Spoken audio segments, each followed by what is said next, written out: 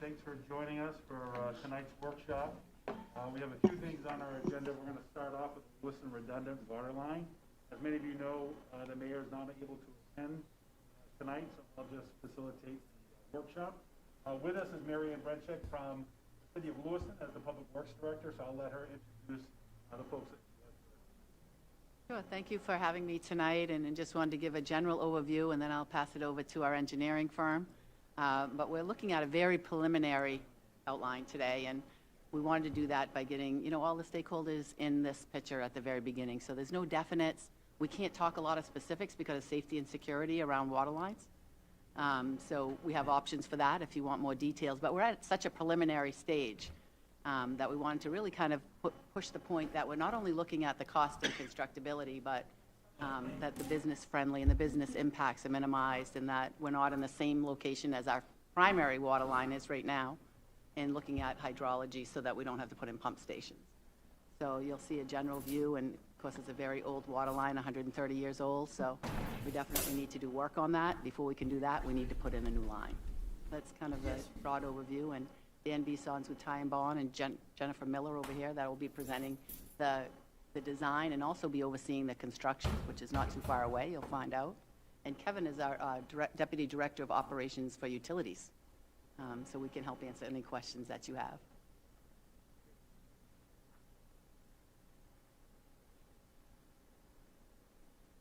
Thank you, Mary Ann. Again, my name is Dan Bison. I'm a Vice President with Ty and Bond, and I've been working with the city a long time on this project. As Mary Ann mentioned, it is in the preliminary stages for this alignment, and we're going to walk a little bit through some of the history as to how we got here and what we're looking at. The importance of this project is that it's the drinking water supply for the whole city of Lewiston. It starts at the Lake Auburn and makes its way all the way down Center Street and some other areas, and crosses underneath the falls to the Main Street pump station, which is on the other side of the river. So that main pump station actually feeds the entire city, and this line currently flows by gravity from the lake down to the pump station, which is really important to save energy and for efficiency. They designed that some 130 years ago. It's been working wonderfully, but it's 130 years old, and it's time to provide some redundancy to that. So roughly about 3.7 million gallons a day is the average flow that makes its way down on an average basis, and a peak flow of something like 2.5 to 3 times that. So in terms of vulnerability, if there is a break, and there have been in the past, folks have to get out there, and Kevin's crews get out there in the middle of the night or whenever that is. Usually it's cold and it's not good weather, and they have to go and find the leak and fix it as fast as possible while there's no water to the city, which is an extremely challenging scenario. So as engineers, we're planning this with the city, and we've looked at many options to consider that to reduce this vulnerability and also provide for a very cost-effective long-term solution, which was done 130 years ago. We're doing that again with the same mindset. And so, as you can imagine, there's lots of areas that were considered and maybe discarded back then, as is today, but we went through and looked at a pretty rigorous list of options. No matter which way we went, we have to cross the river. And so that presents a whole slew of challenges that we've been trying to wrestle with and understand what would be the best way to get across the river. Some of the other alternatives that were considered were trying to go under the river, go through the river, essentially in different construction techniques which allow that. This pipe is a pretty large pipe. It's a large diameter, 24-inch pipe that would be routed from the plant, from the treatment plant to the pump station. And so construction of that in a riverine environment is really challenging. There's a lot of risks associated with that. But we looked at the narrowest gap that we could provide and see if that was the most cost-effective solution. Sometimes with a lot of water mains, the longer that is, the more costly it is, as you can imagine. So if you can shorten that up at all, it would save on costs. We did look at that, and we did some preliminary investigations and assessments, and it turned out that the costs and the risks of that were extremely high, which prompted us to look at other alternatives that weren't as that were more impactful than the initial ones we looked at. Lastly, environmental concerns are also pretty important in a construction project of this magnitude and nature, particularly with crossing the river at a different location. So that prompted us to look at more alternatives, so that left us with the Longley Bridge. The Main Street pump station is on the other side of the bridge, Fort Street going down Longley right here, and that's the end point where we need to get to regardless of whichever way we came. So initially, early on, with the Maine Department of Transportation, they weren't as open to that process until you've evaluated all the other alternatives, which we have. And so we met with Maine Department of Transportation. We had a good meeting with them. We did a preliminary engineering assessment of the bridge. It has the capacity to manage those, and we look at hanging that under the bridge. There's currently utilities in that bridge. On one bay, we're going to go on the opposite side, the downstream side, and install that in that location. So essentially, we found a way to get across the river, which was a key point in the whole design. And then it was, well, how do you get from the lake to the bridge, which is right here? We looked at 3 different alternatives, and as I mentioned earlier, allowing this to flow by gravity is an important factor. Sometimes you can pump it. The Auburn supply is pumped, but from Lewiston, because of the location of the Main Street pump station, gravity is an option if you take the right route. And by gravity, I mean the elevation of the water in the lake versus a continuous downward flow to the pump station, where there are areas of high points, unless you had your pipe really, really deep, which is not advantageous to having to maintain that, you lose that opportunity. And so when we evaluated these 3 alternatives, going down Turner Street, going down Center Street, or going down North River Road were the 3 main alternatives that this would make some sense in, with some alternative variations in there that we're still evaluating. So here's the Turner Street location, Center Street, North River Road alternatives.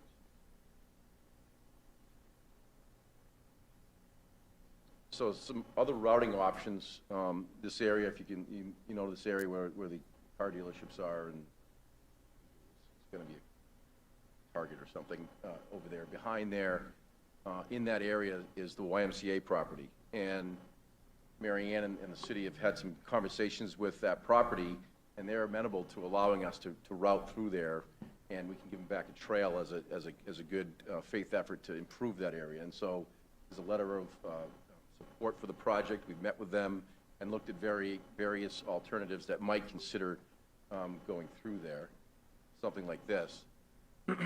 There are challenges with this as well. Environmentally, there's a stream there, Bobbin Mill Brook, obviously we have to look at. But again, this is preliminary. We haven't gone out yet to do more survey or geotech work. We wanted to run this by you all before we did that phase of the project. And the elevations work here for gravity, which is why this made it likely. Again, there's some permitting issues that may dictate some types of construction, and we'll have to evaluate whether directional drilling or other environmentally less intrusive types of construction are considered. There'll be some right-of-ways and easements that will be necessary for that.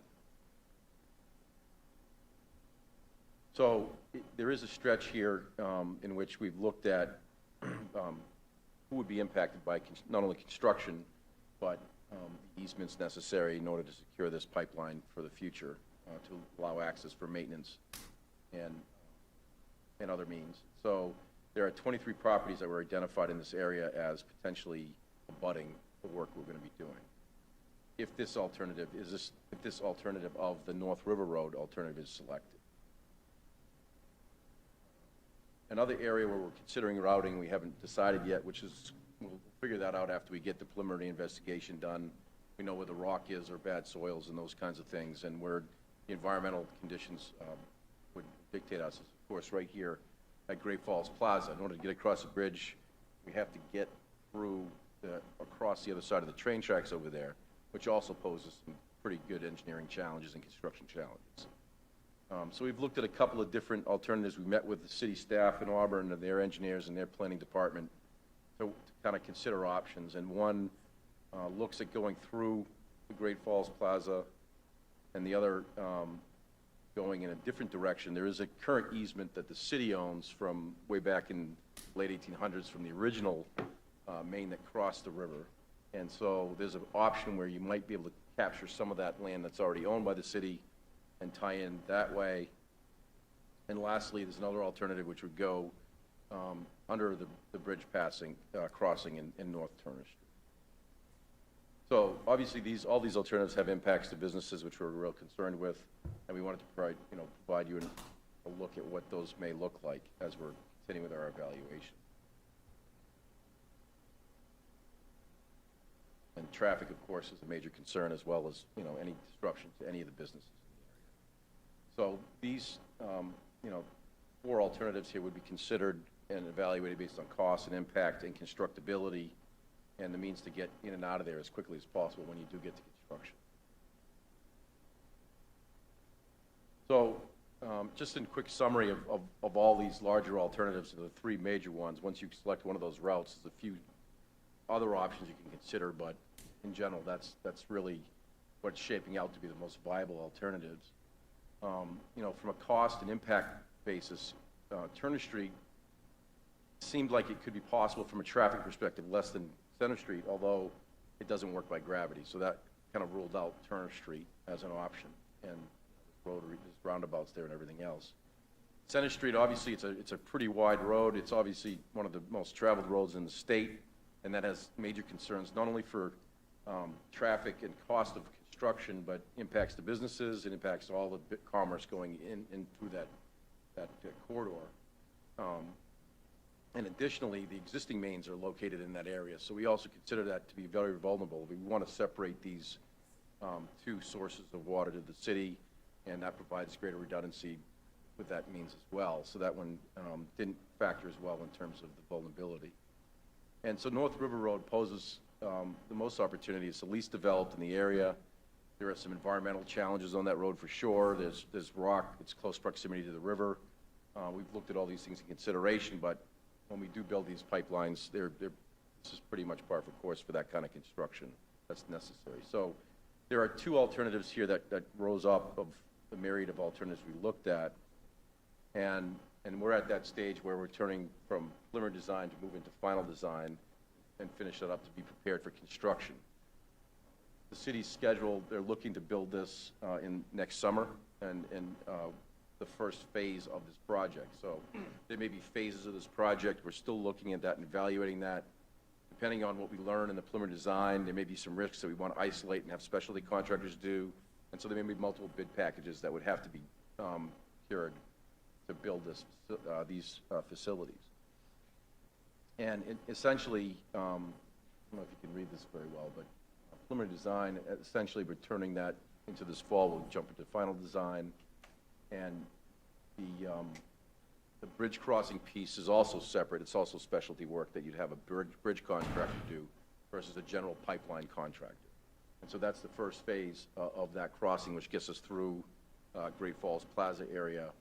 And then the rest of the main would be picked up from there. And again, could be in 1 or 2 phases or maybe 3 phases, depending on how that all works out in terms of ultimate costs and configuration. I did go pretty quick. That's really a general overview of the project. I didn't invite any of my other teammates if I missed anything or you wanted to identify anything else in the presentation. I just say another, we're obviously very cognizant of development around the riverfront, and so we're looking at building the walkway on our side, like you guys have done on your side, as we build this line. So we need to have capacity of being able to see the underground and look at the pipe from underneath the bridge, so the walkway on our side will get built in collaboration with us while we're doing the permitting. So that's an exciting piece to it, I think. We've been working on that for a long time, too. And just, certainly we want to come back and give you more details as we have them, but we thought any, concerns we want to hear about, and if we've missed anything. Council? Thank you. This is going to be a really interesting project. What I'm wondering about is, in terms of coming down North River Road, where do you meet North River Road? Is it north of Stetson, south of Stetson? Where is it on that road? I couldn't tell from looking at. That is Stetson up there. Up. The center. Okay. The yellow.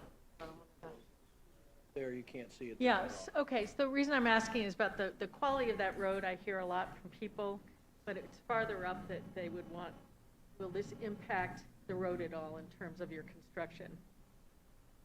There's certainly impacts to the road in some areas. In other areas, we're going to try to stay off the road. If we can stay within the right-of-way, we will. You know, those are final detailed design questions that we're going to answer as the project goes along. You know, for a project of this size, a lot of what you can't see is dictating what we have to, build because of costs and impacts.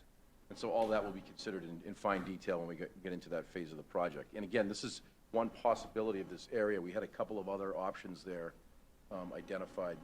But you do have to get across that brook. We have to cross it a few times, and that's usually not ideal from a permitting perspective environmentally. We've looked at options, and there's very good reasons for the routing that we've selected as really the only feasible ones without having to pump. And so when you talk about the potential environmental impacts of Auburn Brook, I mean, you mentioned it a little bit about in terms of actually the river itself. You'll have to be looking at environmental impacts, potential environmental impacts. For any water bodies, any wetlands, any impacts that require permitting will be permitted appropriately and managed in the field for construction. That's part of the design and the procurement packages put forth to contractors to be able to bid on. Okay.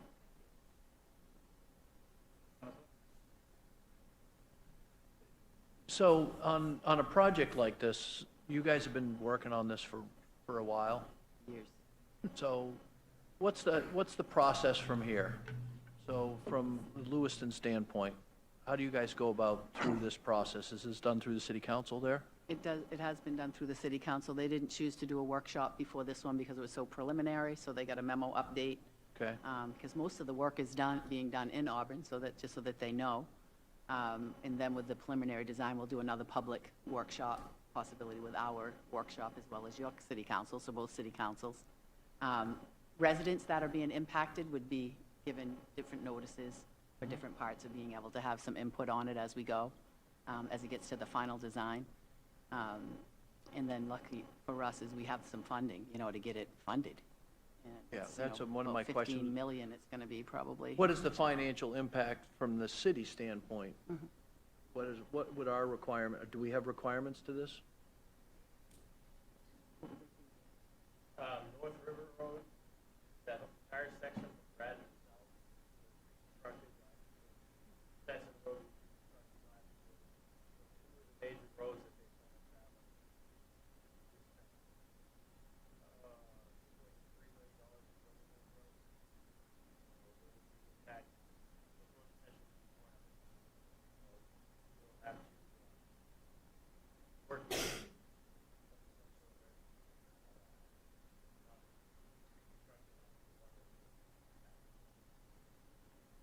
You'll hear from people. Yeah. We didn't think it would move this quickly because of the funding. And we had been planning it. Just this past year, we got approval to go under the bridge. That took years to evaluate. The permitting will take some time. We're hoping to get that through because it's less if you're underneath the bridge than going underneath the river itself. But, again, it would be like a moratorium street. If we need to do curb to curb, that's what we'll do. But we're going to try to look at off-road if we can, because it might be cheaper to pay for some easements. But there's other amenities, I think, that it gains, as we go. Like if we're going down through the Wise property, we'll be leaving a trail. If we can go along the river, we'll be leaving a trail. So, some of those pieces will be a win for both of us. And we hope to, kind of fit some of those check marks in there. Council, you'll see this come back. Mhm. They continue to work.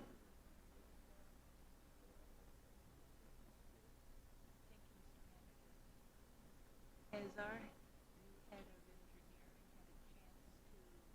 had a chance to digest this or work with these people to understand exactly what's going to go?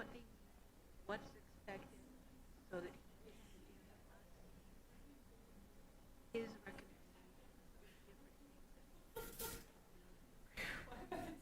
things? That preliminary meeting we talked about with Auburn City staff, Dan was involved in it.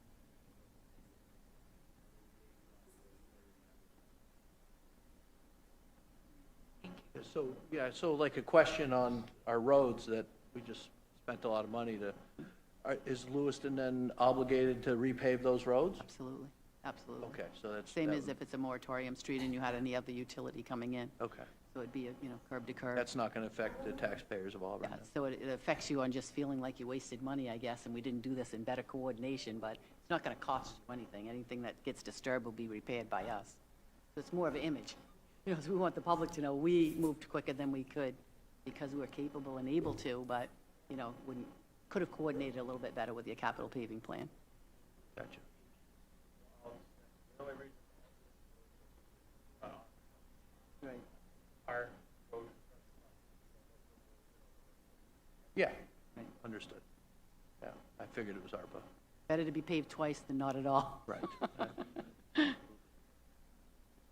Any other comments? Thank you very much. Thank you. Thank you.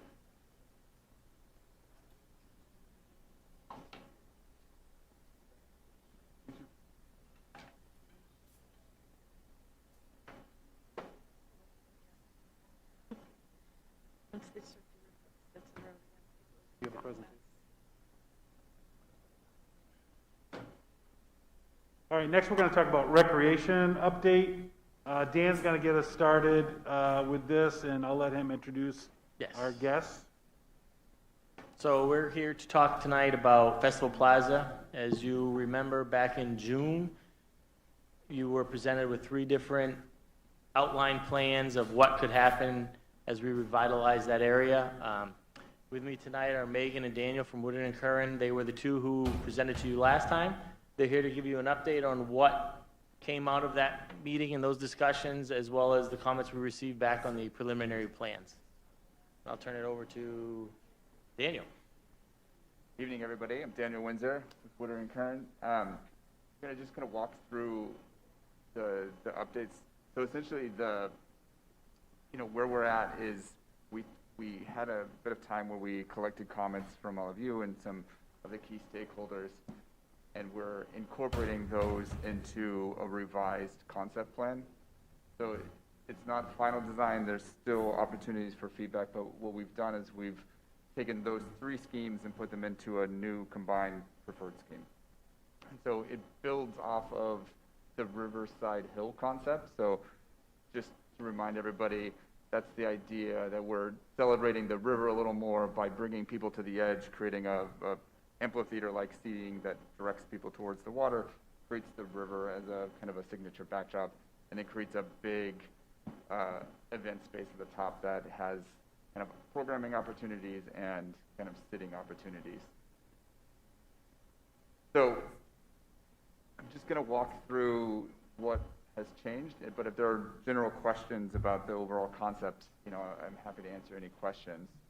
So first and foremost was about the sizing of events, and so making sure that the kind of upper event lawn and the kind of stage seating off to the hillside were big enough for the sizes of events you want. And so we've stretched out the lawn a bit, and so understanding that you're looking for events that can grow to the size of 300 to 350, we've really tried to size that lawn so that it can capture that size of event. And so that lawn now is 2,700 square feet. And just kind of rule of thumb, if we're assuming 10 square feet per person for an event, that's enough space to not only sit, but also when you combine it all together, it allows people to walk through and not be on top of each other. The lawn itself would get you 250 to 300 people alone. But then the idea is that there's some other sort of peripheral spaces that kind of fill in, for the larger events. And so, there's going to be people walking around, there's going to be people sitting on the edges, there's going to even be people who might be coming to the event but want to sit on the hillside. So they're still listening, but they're not necessarily on the main lawn.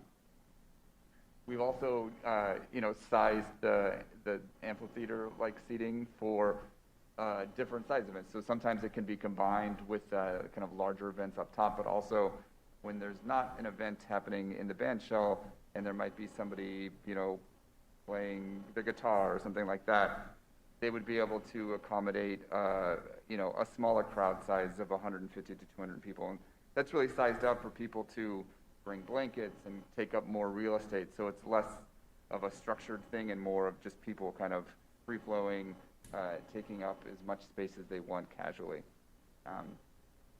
So the event sizes was a big thing that we've kind of updated here.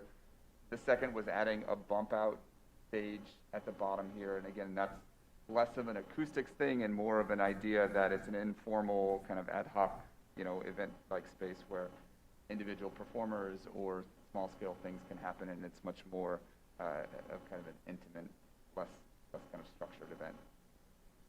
We incorporated the art in the stairs that are remaining here, and so it was from a previous scheme. We got really, you know, great feedback that that's something that not only would be great to incorporate from the get-go, but also make it a sort of a evolving art program where, you know, every year or a couple of years, it could be something that gets refreshed constantly. And it's a nice way to bring people who are at the bottom visually up to the top of the space, but also it allows some of that flexibility to refresh the space every so often without spending a lot of money on an overall revamp. We heard a lot of feedback about bikes, and so not only including bike, you know, racks for people to bring their bikes, we have some additional bike storage opportunities up on Main Street, but also along the main path, creating a maintenance station. And so there's these prefab structures that allow people to pump up their bike, you know, tires, or you know, if they need to fix a chain or something, they can kind of peel off the path and hook it up here. We were asked to bring the small kiosk back into this scheme, and so you know, a flexible space for programming that might be used for staff to, you know, have as storage or bring you know, ticket sales or provide, you know, information and things like that. It has a kind of a wide range of things in there, you know, these kind of fabricated structures that you can kind of pick and choose, and that kind of a mini one in it. We were asked to incorporate a permanent spot for a Christmas tree, and so we picked this particular spot because we think that kind of compositionally wise, it's, you know, kind of a beautiful setting. If you're on the lawn, you're kind of looking back. There's the art on the building. There's the new band shell, and then there's kind of a signature, you know, significant tree that's always kind of framing that space. If you're doing a tree lighting ceremony or whatnot, it works really nicely in using the stage in conjunction with something like that. And then as you're, you know, meandering up and down the path, it's a great kind of focal point for people to see and engage with. I'm sorry, did you say that's a permanent tree to the right of the That's branch? correct, yeah, yeah. And from what we understand is that there's a tree that's been donated and whatnot, so this is, you know, moving that tree, it's setting up the kind of permanent, you know, structure at the bottom and then the irrigation and whatnot for it, so that you don't need to constantly replace the tree. Here we, you know, we had always imagined moving the crest there, but we'd also understood that there's some additional kind of unique furniture, you know, kind of ceremonial pieces that would be relocated here as well. And so there's a placard that kind of gives the history of the site now. And so that placard would be moved here as well, and, you know, kind of creates this entry moment where you can see some of the history of the site, but also learn about the future of the space. And so there's a kind of an expanded placard that would be there. And then we would also do a new clock. And so what we understand is that the clock that's there now, it's a nice kind of you know, physical reminder of the space and kind of celebrates the history, but it's a bit of a maintenance nightmare. It's breaking. The clock faces always need to be reset, and the second you set one, they're all for telling different times. And so we've included a new clock that, you know, they kind of get connected to the cloud and they all update automatically, and so there's a lot less maintenance. The paths have been widened, so we got a little more understanding of how events are run and the types of needs. And so we understand that vehicles get driven directly onto the plaza, and so we've widened those plaza entrance points so that trucks and food trucks can pull right in without worrying about damaging any of the landscaping. And then we've also, at the bottom of the hill, there's a bit of a grade change from the lower path to the kind of intermediate path that right now is just a series of kind of inlaced granite slabs. And so incorporating some of that landscape features that we're doing up front to help make that grade change, where you can have some raised seating beds with some greenery and things like that to help high in the space and kind of make that just a little nicer. And then lastly, what we were asked to do is incorporate some upgrades to some of the ADA requirements, and so reworking the crosswalks and then kind of restriping and just making sure that the bump outs are in alignment with that. And so some of the things that have been incorporated show up in the cost estimate, but not necessarily a graphic here. And so those are things like making sure that there's irrigation throughout of the landscaping so that, again, reduces maintenance. We've included a little bit more lighting along the path here to, again, make sure that we're hitting, adequate light levels, but also just making a feature out of the pathway and making sure that those little outdoor rooms that we were talking about before have sufficient lighting, things like that. And then Megan's going to talk about the cost estimate. Yes, thank you, Daniel. So my name is Megan McDevitt. It's nice to be back in front of you guys tonight. So as Daniel mentioned, we re-estimated what this new concept, updated concept is, including everything you can see as well as some of those things that you can't see. And we have come up with a new cost estimate of $1.65 million. This is a conceptual design, so we're also recommending a 25% contingency on top of that to account for some of the unknowns, as well as some design decisions that will need to be made as it gets advanced. So that brings your range up to $2 million, just over $2 million. So 1.65 to $2 million to incorporate all the improvements on this option. I will say we also did look, it was requested last time to see if things could be broken into phases. So we did look at this option and what the cost impact might be to phase the work. Daniel, I don't know if you can kind of draw with the line roughly. We think there's a pretty decent break. We kind of have the top flat plaza part, and then we have all the hillside improvements with the amphitheater and the ramps and stuff. So we think those could be a pretty decent phase divider, and you could do them in either order, really. You could do the hillside improvements and then do the plaza, or you could do the plaza first and then the hillside improvements. So the cost for we'll call it Phase A, because we don't know which one you would want to do first, but the plaza improvements, Phase A, we have about $1 million to $1.3 million. So again, including that 25% contingency. And then the Phase B improvements, which are the hillside, is about just over $700,000 to $900,000. So when you total those up, you get a little bit higher number than if you did it all initially together, and that's because your contractor has to remobilize, they have to do a lot of things a second time. So it is about a $200,000 adder we're estimating to break this up in phases. But it does get you into much smaller chunks if you want to do it over time. So I think Daniel's going to talk about just an alternate that we have for everything. Yeah. And just before we move on quickly, I know there were some questions about artificial turf last time we chatted, and so we've done a little more research, and what we've learned from our in-house experts is that the type of artificial turf that we would use here would have different requirements than, say, an athletic field artificial turf. And so the little rubber pellets that you might be accustomed to in an athletic field, where you can imagine it being very messy here and kids playing and it scattering everywhere, that's really for safety, and it's for impact absorption and things like that. And so there's other variations of artificial turf that would be more appropriate in a plaza space. And so those are much more like weaved carpets. They have the same look and feel, but it's a lot less about traction and about absorbing people falling and whatnot. So There's also, variations that do better in heat and things like that. And so some of those concerns that we talked about last time, the technology's come a long way, and there's, variations that are more appropriate for situations like this.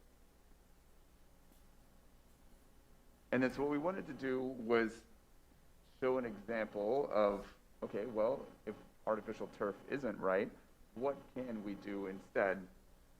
So what we looked into was how can we capture some of that desire of the space looking green, feeling green, providing some seating options, but still to be used for big events. And so we had some discussions and we did some, some concepts in kind of thinking about what this might mean. And we found some examples of movable plaza furniture. And so the idea is, let's see if I can zoom in here for you guys on this particular image. The idea is that you create a modular system of, furniture that are a combination of seating and planting. And then you have set configurations for them depending on what the space is being used at. So on kind of a given day, you would have sort of a field of these types of little planter seating areas that, make the space feel more green and whatnot. And then depending on, the design, they could either be, moved because they're on wheels, or what we talked about was that we don't want something so fragile. We want them to be a little more, harder to move and a little more durable, is that you can get out there with a hand cart or a forklift and, have these, move to be in, these preset configurations. So that's the idea here is we thought that you get the kind of open area, you take away that artificial field and you create this space for these movable furniture. And so the idea is these particular ones kind of group together to be these octagons, 2 octagons together, create this kind of little island of seating that during events and whatnot, they become kind of these little pods for additional seating and whatnot. It does require a little more maintenance, right? These aren't hooked up to the irrigation, but the idea would be that you have somebody who's making sure that they look good and that they, are well taken care of, and the team knows how to move them around and knows the set place that they go in. So in this scheme, we have the movable planters, and then we were asked to look at using the pad that's been set up for the permanent bathrooms. And so the idea here is, in conjunction with that small kiosk, you create a zone of, peeling off of the main space, whether that be for, getting something at the kiosk, tickets or whatnot. You get eyes on the bathroom and it becomes, this little area off the main path for other types of activities. And then this one, the cost is? So the cost for this one, and I'm going to break it out into the 2 components because you don't have to do the bathroom and the movable planters. They're 2 separate things. So to be fair, we can break that number out. And so we're looking at about between $80,000 and $100,000 for the planters and to get rid of the turf and put in pavers. The turf is actually a lower unit cost, so there is a little increased cost to go all hardscape. And then we assumed an allowance for however many movable bench planters you might want there. And then the cost we have for the bathroom is between about $180,000 up to $225,000 with our contingency. So when you add those together, that brings your base costs of $1.9 million up to just under $2.4 million. And again, you don't have to do both of those together. These costs would only impact the Phase A if you did decide to phase it. So your Phase B hillside costs would stay what we previously discussed. So it brings your Phase A approach up to 1.3 to 1.6. The assumption here for bathrooms, Daniel, was 2 single-use gender-neutral bathrooms. Right. Was the approach. And these are, based on an earlier design that was approved and just never built at the site. And so the pad is set up. There's plumbing that's, basically brought into the middle, and so that builds on that concept so that we're not, redoing things over another place. So those are the updates. We'd love to hear feedback or questions? Council?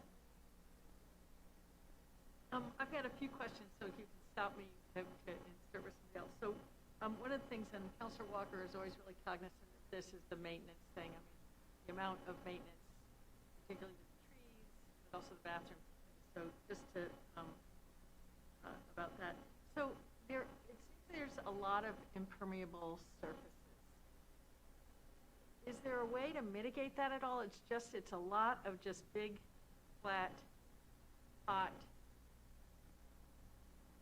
And when you have this new type of artificial turf, again, the traditional turf, sports turf gets extremely hot.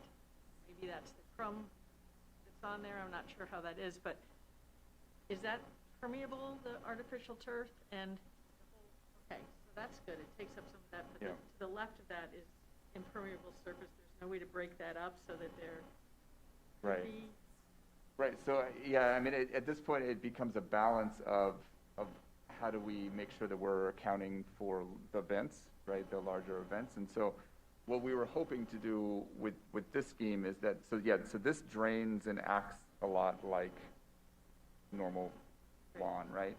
And coupled with, some of the upgrades in technology where you can choose ones that don't get so hot, and the fact that we try to position in a place where, it's slightly north of the sails so that, hopefully you're maximizing the amount of shade on the artificial turf as possible. But, really, these pieces over here, I mean, it has to be a balance of how much landscaping we can provide without sacrificing the event size. So. And last for me is the other stakeholders. Who else did you consult with about the design? Yeah, I don't know, Sabrina, if you want to mention everybody, but. Yeah, so we worked with quite a few community members, with the community band. We talked with Ken Goodman, who's with Continental Shakedown, really more for performance specific areas. And then we worked with the Parks and Rec Advisory Group, trying to get their feedback from, whether it's a senior-related activity all the way down to the kids and just that overall community feel. So those were the key community groups that we used. And then we also printed the 3 options, and those were on display at National Night Out. And Liz was able to create the super cool QR code to try and collect some of that They're great feedback as well. downstairs. Yeah, and Yeah. then they placed them back downstairs. So we did try a few different avenues to get the different concepts and designs out there and then collect that feedback. Okay, thank you. Just to address some of the Megan had some numbers on maintenance, but also with this scheme, what we were trying to do was on non-event days, we're trying to limit the hard surfaces that needed to be plowed. So the field, if you weren't having an event, could essentially just be left and it would drain eventually, or it can be relatively cleaned up easily with brooms and whatnot. So there are some thoughts that we try to incorporate in that as well to make it easier on the team that we know has to take care of it. So Thank you. I don't know anything about our assumptions on numbers.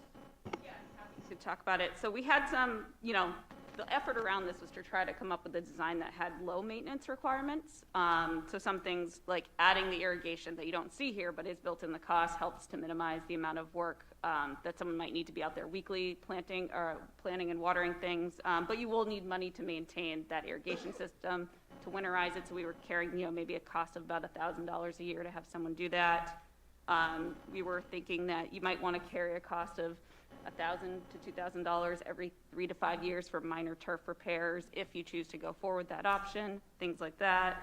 But we're feeling like things like the planters and the benches, you don't need to really carry much cost for those, maybe every 15 to 20 years you carry some money in the $2,000 to $3,000 range for replacement or repairs and stuff like that. So we're not anticipating this needing a really large annual maintenance cost. It's more in those big chunk years, 5, 10, 15 years down the road, then you might have to do some maintenance, so replace a light bulb, something like that.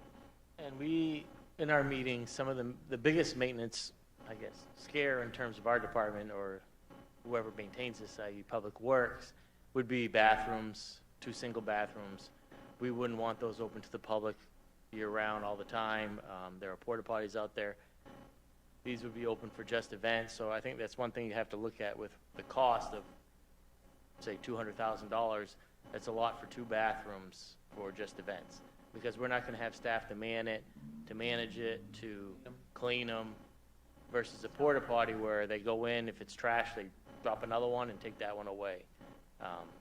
Maybe we look at the option of doing something better than them being at the parking garage, making a location there that's more maybe Right. the backside gritties, or Something we talked about too is the size of events that we have there are going to require a certain amount of units, toilets, and 2 are not always going to be sufficient. So we're always going to need to have porta potties regardless, unless it's a much smaller event. So that was, one of those things we went back and forth on, but we wanted to make sure we showed that concept and kind of some of those costs that was asked. So you're recommending porta potties? Yeah. I would recommend against the bathrooms, yes. Thank you. In terms of planters, it'd be all underground irrigation, so it wouldn't be sprinkler heads that are popping up that are being ripped off. It'd be more likely soaker hose, buried soaker holes throughout this sort of thing. The planters with the movable furniture, those would be something that would get watered just like we do all the other, or Public Works does with all the other areas. Maybe they pick a plant that's not as water needy, or there's different technologies now where trees have a ring that you have to water once a week, and that's it, and the ring holds the water and it goes down, and so you don't have to be there every day. So there's different options for that style versus a flower bed, which is a lot more intense. So we're looking, that's one of our main concerns, is beautiful but as least of a headache it can be. We're going to go back to what Councilor Lasagna was talking about in regards to the AstroTurf. It's not going to be the same type as we would utilize over at the new high school, but the AstroTurf still needs to be watered down. Are we going to build irrigation in for that, or are we going to have water available to soak it down? And if so, will it drain? Will those areas be drained so that you don't have to worry about it? And you said you can brush them off with a broom. If it's going to be the same as what's the high school using, if it's the same as what the high school is using, they have specialized equipment that they're buying for that facility. It might be something that you would consider speaking with them about being able to maintain a natural. The one with the high school is a crumb rubber machine. Yep. It's very different than what will be here, Okay. because this doesn't have crumb rubber. Okay. But it's typical application for these turf fields is they do have a sand or a drainage layer under them. So if they are soaked, it all gets captured underneath through under drains and will be taken care of and stuff like that. Because the other thing I was thinking about is, not that we're all slobs, but the messes that will get made in these areas, and being able to clean it without having a crew have to come out and tear it up, wash it off, put it back down, and that kind of things. My question was about the winter turf maintenance, and if we have the tools needed to sweep it. It's funny you mentioned that. We were actually discussing that about an hour ago. Yes and no. More work needs to be done in terms of determining which exact turf would be used, and we have big front-mounted sweepers that the sidewalk tractors could go down and sweep it off. Whether or not we can apply salt to it, what kind of salt. We know what we can do to brick, so that's pretty easy in terms of like Winterfest or New Year's Eve. This would be a little, not to say we couldn't do it, but there'd be a learning curve, and we're not positive on how intense that effort would be at this point. But we wanted to make sure we presented both options so that you guys could weigh in, and we'll definitely have an opinion when it comes to maintenance of the turf for the winter events. Thank you, Mr. Manager. On the size of the bathrooms, what's the dimensions for each of the rooms? They'd both be ADA compliant. But what are the sizes of them? I don't think we got to that level of design at this point. I mean, I think typically ADA compliant, because you have to be able to provide a 60-inch diameter in there, and when you fit in, a lavatory as well as a toilet, usually you're at least 8 feet by 8 feet to make a single bathroom work. So. And then my other question is, how long is that winding path? And what's the grade on it? So it's ADA compliant, which was the whole purpose behind it. The full length, it's 300 feet. It's pretty long because you have to get up, significant length, and that's why it winds back and forth. But the slope it's 1 to 20, so it's less than a ramp where you would have to have landings. It's the flattest you can be without landings. Because I envision, since there's a senior housing complex next door, and then there's one over in, I was going to say Plattsfield, but over by Great Falls Plaza. And I know I've got people at Barker that likes to attend these events, and we're talking about people in wheelchairs, both powered and manual, and also these wheeled walkers. Yeah. So distance, they may take a look, and if it's 300 feet, they're going to say, in regards to the seating area and the green lawn stuff, how ADA compliant is that? Can I, in a power chair, get onto it, or if I'm in a wheeled walker? So we haven't designed the exact, condition, but I mean, we would want the space to be accessible. I mean, that's the intent. So I'm going to say that would be the goal of designing that particular turf. So there may be a way that people can still sit in that area, like in their power chair or walker, and still be able to stay with their family. Right. That would be the intent. And a way that might be achieved is maybe the bottom tier is at grade, so it can be, easily accessible from the walkway, and then we start lifting up grades when we get to the second row. And that way that area is accessible from the Riverwalk, and then we have the seating up at the top, so that is accessible from the plaza side.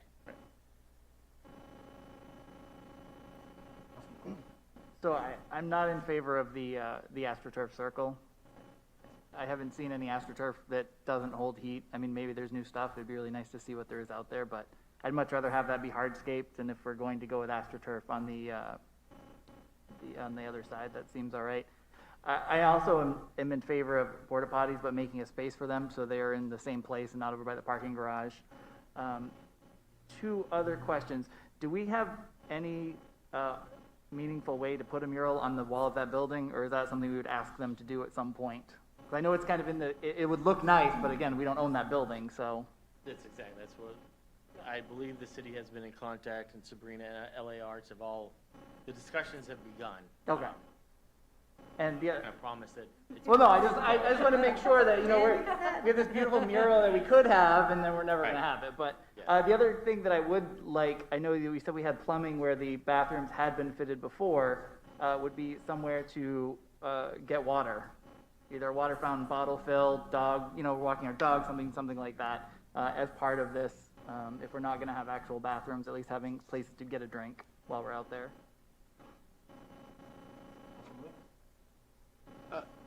You had the kites? Was The there sails. one, and maybe that's the one over the turf is existing. Those are all the. Those are, yeah. There's one over the road? Yeah. It hasn't been there. Oh, okay. It's I was there. gonna say, it's a new one. Yeah, a couple questions. And it probably won't come in under their scale, but we have an awful stink that keeps coming up through the basins that are down there. Are them gonna go away, or are you gonna do something about that before we spend $2 million or whatever? I forget the CSO number, but it's CSO 1 or 3 or 5. I don't recall the number. That is set to be closed this year, and then we can get their hermetically sealed, there are sealed basin covers, and we can talk to the district about getting those swapped out versus the ones they have now. They have ones that are actually air sealed, so we can try and alleviate that smell.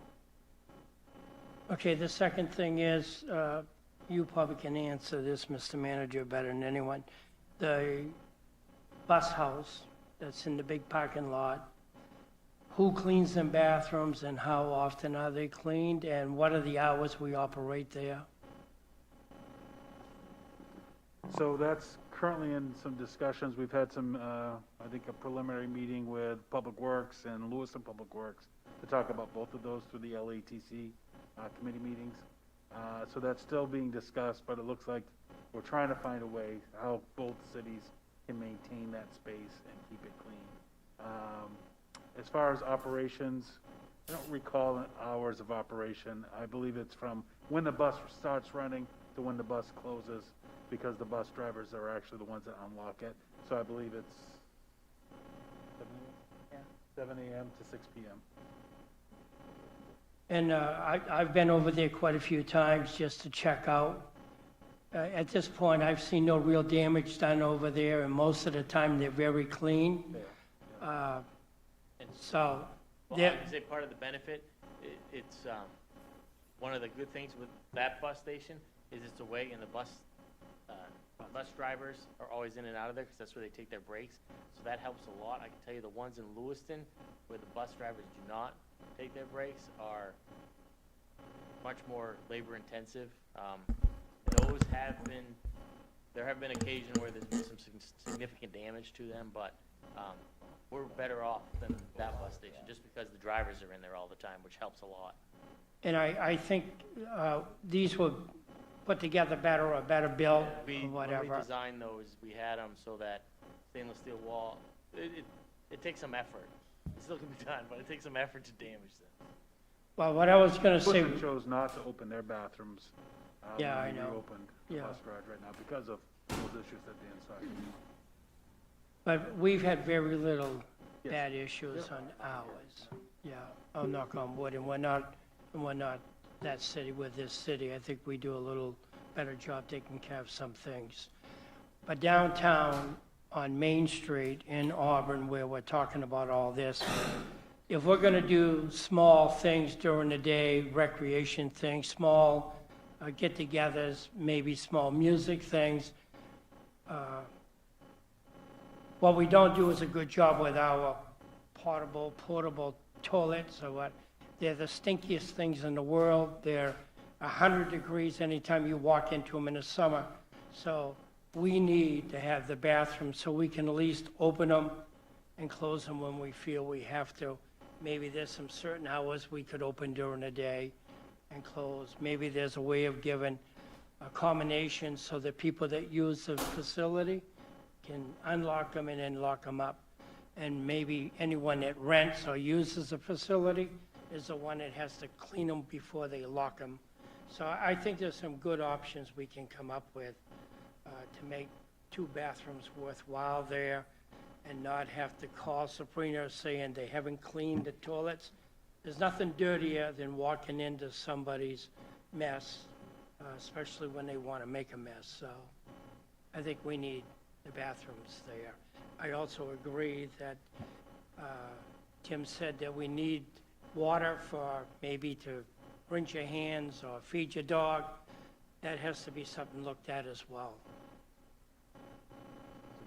Thank you, Mr. Manager. I know sort of why the bathrooms were located over there, but could a set be located in that funky green with those 2 trees on one side and one on the other? Yeah. And go the whole length there? Yeah, I mean, anything is possible. We were trying to utilize the existing hookups that were in place, but yeah, I mean, absolutely. I mean, we just need to accommodate access for vehicles to pull in here, but it's definitely a possibility. But do we really need to have vehicles go on there if it's for public space? Yeah, I know they have to bring the bucket truck in order to put up the canopies and stuff, so. Well, that's one String all thing. the Christmas lights and Right. That's one food thing. trucks and- Food trucks, that's what I'm not sure of, all those trucks out there. And then the other thing is, if we're going to do the water at the Auburn bus station, we've got plugs so that if people have battery chairs, if they start running out of power, they can plug in. So can we get some power plugs there so that we can plug in people's chairs Yeah. as well as any other activity that we may need to have electricity for? Yeah, it's one of the things we actually forgot to mention is that's included in the cost estimate. That's not necessarily graphically showing up, but we did assume that both at the table and in other key locations that we would be able to provide outlets for people to charge their phones or, like you say, charge their devices. And then other than those planter seating, what other type of seating and the lawn space is there going to be for people if they don't bring their chairs in the round circle? So this whole area here is assumed to be a raised planter, raised seating, similar to this, that kind of frames a planter. So each of these is kind of rimmed with seating for people. The idea also that there'd be some seating that oriented people towards the water. The whole hillside would be seating, and then each of these rooms, little outdoor clusters of benches, provide seating. But will there be any other form of seating in that area other than the planter ones? Say like if we don't do that phase where the planters are put in there, what other seating is there going to be there? We also have a budget for furniture, so we're assuming that there's going to be a collection of movable chairs and small tables. So on a non-event day, if you're working down here and you want to come and sit, there's chairs, there's going to be a grouping of chairs that are flexible, and you can kind of, put 2 together, put 10 together, whatever your party size is. Because currently we've been having little tables and chairs, so if we wanted to get a lunch from Gritty's or whatever restaurants down there, or bring our own lunch, that we could sit out there and meet friends. Yeah, yeah. All right, seeing nothing more, make sure you provide us any other feedback. This will be good. We'll have this information. This will come back for us as we talk about approving the plan. As a workshop again? As a final workshop or as a? It'll probably come as a workshop through however we're going to. Gotcha, yeah. Anything else? No, I was just going to say thank you for your time. Thank you.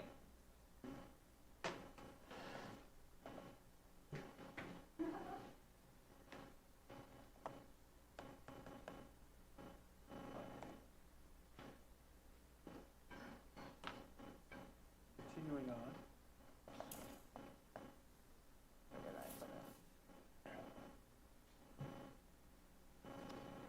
Okay, so talking about playgrounds, and just wanted to kind of put together the proposed work plan that we've kind of worked to at this moment for that funding. I do want to just reference that we have been working with the New England Recreation Group under a free consultation. So a lot of this information and preliminary design has been provided from them through that. So no official RFP or bid process has happened at this point, but wanted to give you the information that I've been able to collect in my head so far and where we're at. So with the CIP funding, there was $1.3 million kind of allocated under the playground part. $300,000 of that was kind of geared towards that skate park pump track concept. So that will be talked about at a future meeting and is not part of the rest of the detailed work plan that I have. So overall, there were 4 sites that we kind of targeted.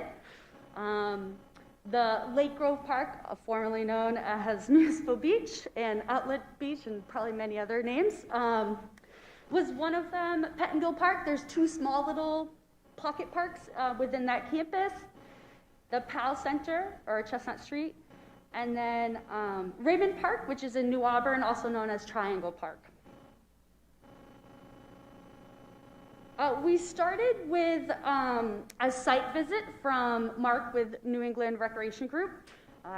Toured all the city-owned playground areas. We did not get a great grade, which I think we already knew was going to happen and be the result. Overall, he said, all of them definitely need to be replaced, and a lot of them need to to be addressed in a quicker fashion than I originally had, thought myself. But we decided to start with the Lake Road Park, really because it has like an open canvas. It's pretty wide open. We know that that's going to end up being a destination park, and we wanted to see what that cost would be to include all the different elements that we really want to try and see in a robust playground. The 3 to 5-year-old area, the 5 to 12-year-old area, ADA accessible with a poured pad is part of it, sensory and inclusive items. Like, what is that full package price? That was really kind of what we were gearing towards, and they were able to kind of just take a lot of the feedback from the work group that the Parks and Rec Advisory Board had put together to look at a water-themed style of a playground, and they were able to put together this little fly-through video. So the blue area is the poured rubber, and then the rest would be wood chips. Along the poured rubber section is where you have all of your accessible ADA. So there's a ramp to what they call a pirate ship, which is kind of like a moving piece. And then off to the side, there's some musical items. On the back side, there's tons of climbing elements, a lot of slides, and then the swing set section, which I may or may not have missed, had a few combo of what they call belt swings, so like your normal swings you would see, a few mom and me swings, and ADA accessible swing. So we wanted to make sure we had a combo of everything, because again, if this is that destination park, we need to make sure we have at least something for everyone. In this design, it doesn't show it, but they are able to keep the newer playground pieces that are already up there and incorporate it back into, so there would be more swings, and I think there are a few other newer designs. The layout in the park is really kind of geared towards, what's the appetite, where do we want it, and how do we want it? There's tons of space. It can be oriented any which way. Obviously, that poured blue area, we would want as close to the parking lot as possible, and probably some other park upgrades to make sure that accessibility is continued, not just to the playground, but then to the picnic areas as well. So someone that comes up there in a wheelchair is able to access all those different elements and not just the parking lot and the playground. So with that, that price, and that was the big main thing I wanted to see is, well, okay, well, what does a playground like this cost? Comes to $375,000. That's fully delivered and installed by this company. So this would be a completely outsourced project. That's with the pad and everything? Yeah, with the poured pad, yep. The next one, which, so with the Pettingill Park, there's the 2 different playgrounds. They're both technically right now by a softball field, so we did have to name one of them a baseball field in the packet, which was a bit confusing, but the rule of thumb in my head was if it was the bigger area, that one is up by the Hasty building where summer camp is usually hanging out. The one that has a separate swing set area is the one down by the pond building. So that's how it was. So the original maps that I think were in the packet, the original designs that were in the packet have already been updated. The great thing about working with this free consultation is that they're willing to, adjust and change to whatever the need and desire is. So after working with the Parks and Rec Advisory Committee, we had some feedback, wanted to see different colors and a few different elements. So this, kind of fly through is going to be a little different. But again, it shows a few new elements that were not originally included. And this one's a little bit longer because it shows, should go into both.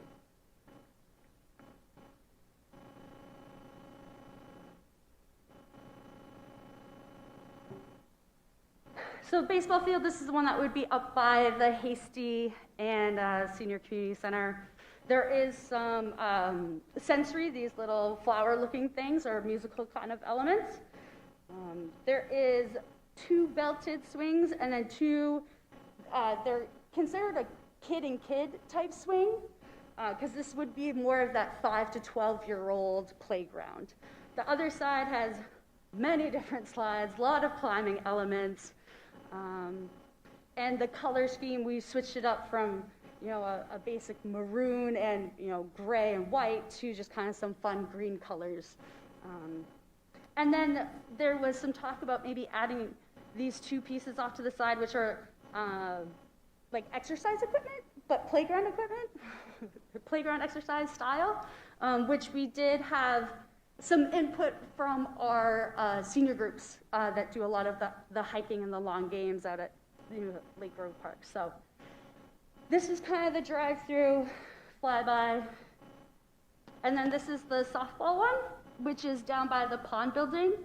Again, we switched up the color scheme. It basically, this double slide section is kind of a repeat of what is already there for equipment. And then we switched out, we wanted to add this really cool musical component.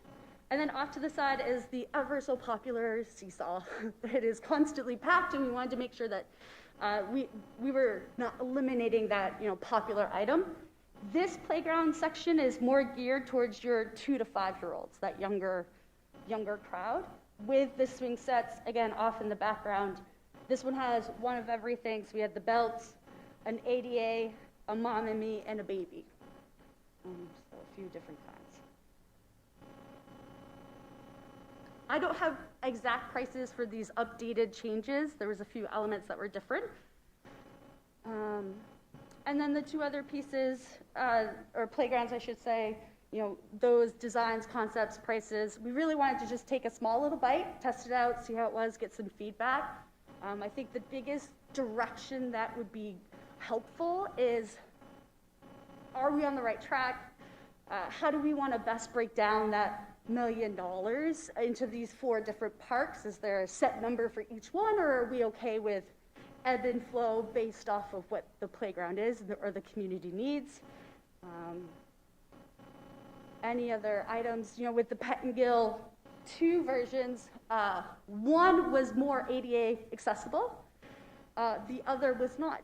So is that okay because they're both in one campus, or do we want to make sure every single playground, regardless of location to other ones, has that ability? That's some of the feedback that would be great to get. Bless you. Council? Feedback? Councilor Lozano? Thank you. A couple things. Is there ever a planned playground that is not all plastic? And I'm thinking of, for example, in Lake Grove, a water theme. There are water splash pads. There could actually be kind of art that water comes out of. Yep.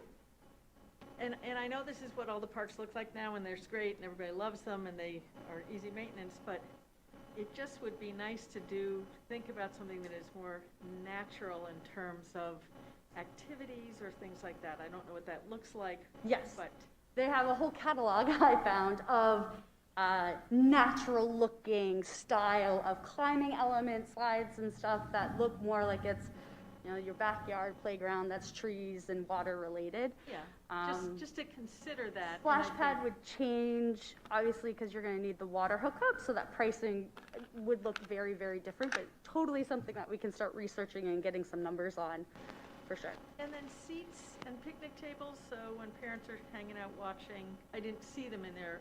Probably you've already thought about this, and that's going to be a part of it, but just...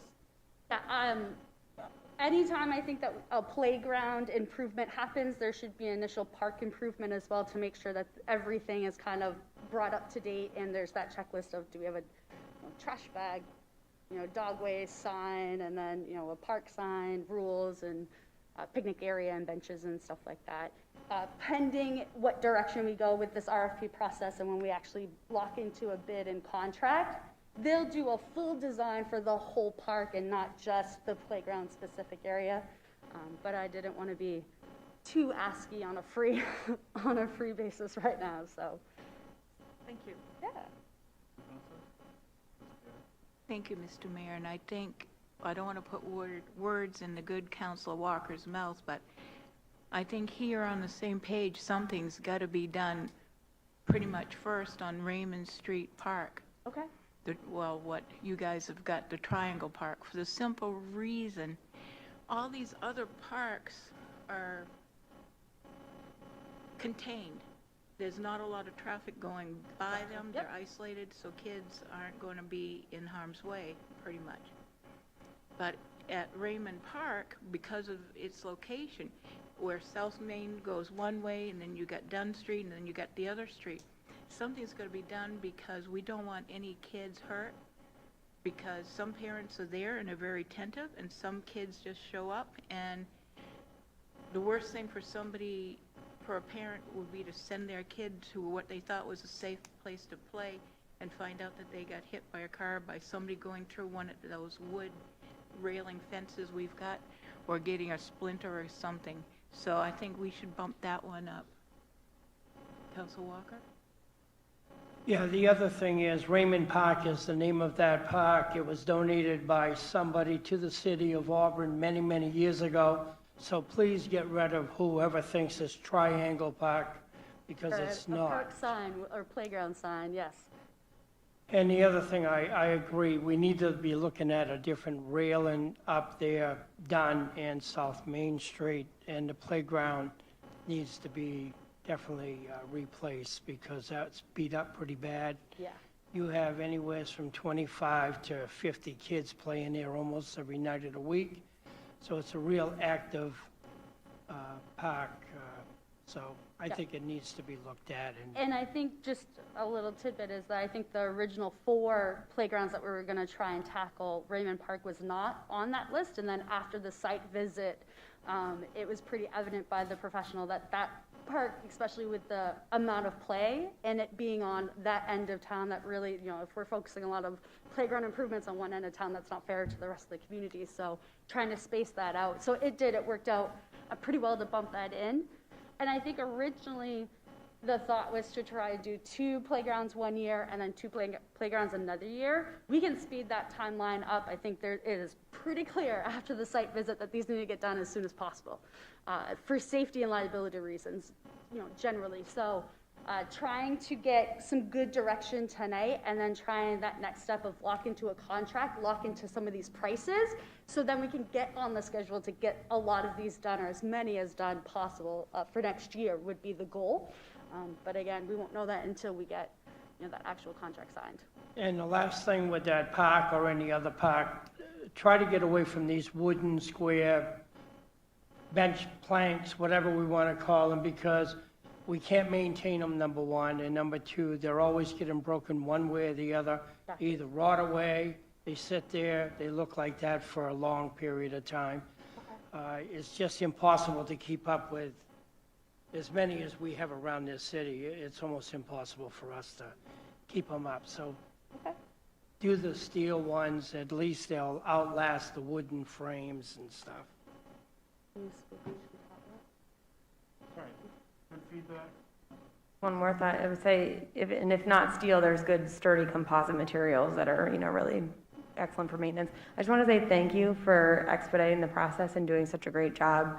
I'm thrilled as a parent of 2 young kids. This is phenomenal, and I think it shows the physical investment that outside people that aren't from Auburn, they'll see it, they'll feel it in our town. And I want to thank the Recreation Committee Working Group as well for the input and really shaping the vision. Thank you. I could see Misty smiling under her mask about the fence around Raymond Park. She's been We've been begging for a fence around Raymond Park for a really long time, so yes. Okay, we're going to move on. We have a few other items with the rec committee here that we want to make sure we cover, and we've got about 10 minutes to do that.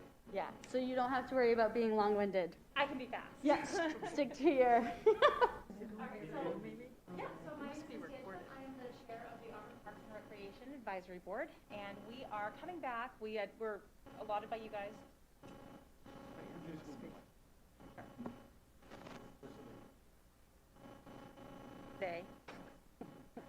Try to forget that that's a thing. Okay.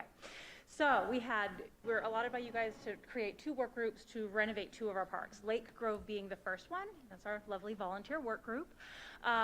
So the first recommendation that we have for Lake Grove is actually to start calling it Lake Grove. So it had a lot of other names, Municipal Beach, Outlet Park, but its actual legal name is Lake Grove. So our first recommendation is to call it Lake Grove. It sounds really nice. Our work group loved the name anyway.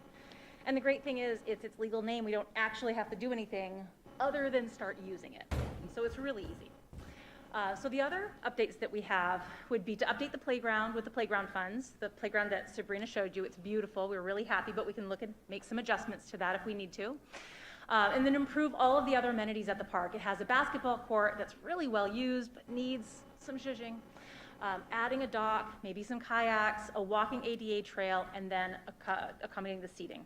There is some seating there, but again, like Leroy said, some of it's wood, some of the picnic tables are in great shape, and others just, it's maintenance, right? We need just to keep the maintenance.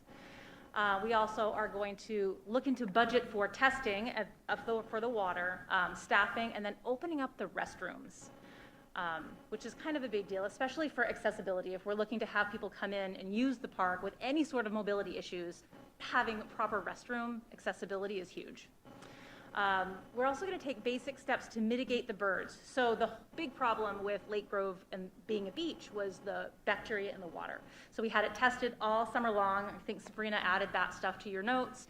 So we have the option, so we have all of the bacteria levels, but now we need to get rid of some of the birds. We have a beaver contract with the USDA. We can amend that to add ducks to it.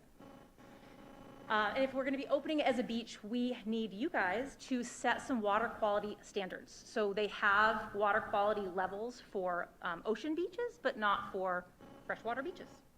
So we can use what other communities do, but that's a decision for you guys to make, and that will ultimately come from you.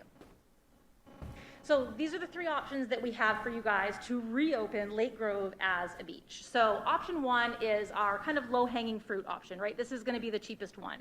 There's no formal study or consultant, but we're going to add a fountain to oxygenate the water. So we would do that, retest, see if that takes care of our problem. So with taking care of the birds and adding a fountain, that might be all we need. We won't know until we do it.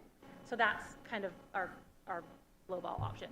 So middle of the road would be to hire a water fountain consultant. Possible contract with Ken Wagner. Apparently that would be $5,000 to design a fountain system. So this would be area specific. This would be a fountain system that was designed for our area that we would know would get rid of some of that bacteria and would help us get to the levels that we need. Option three would be the full water and park consultant. Hire a consultant for a firm. The price tag is obviously higher, but our results would be, they would probably guarantee what the results would be. So those are our three options to reopen swimming at Lake Grove.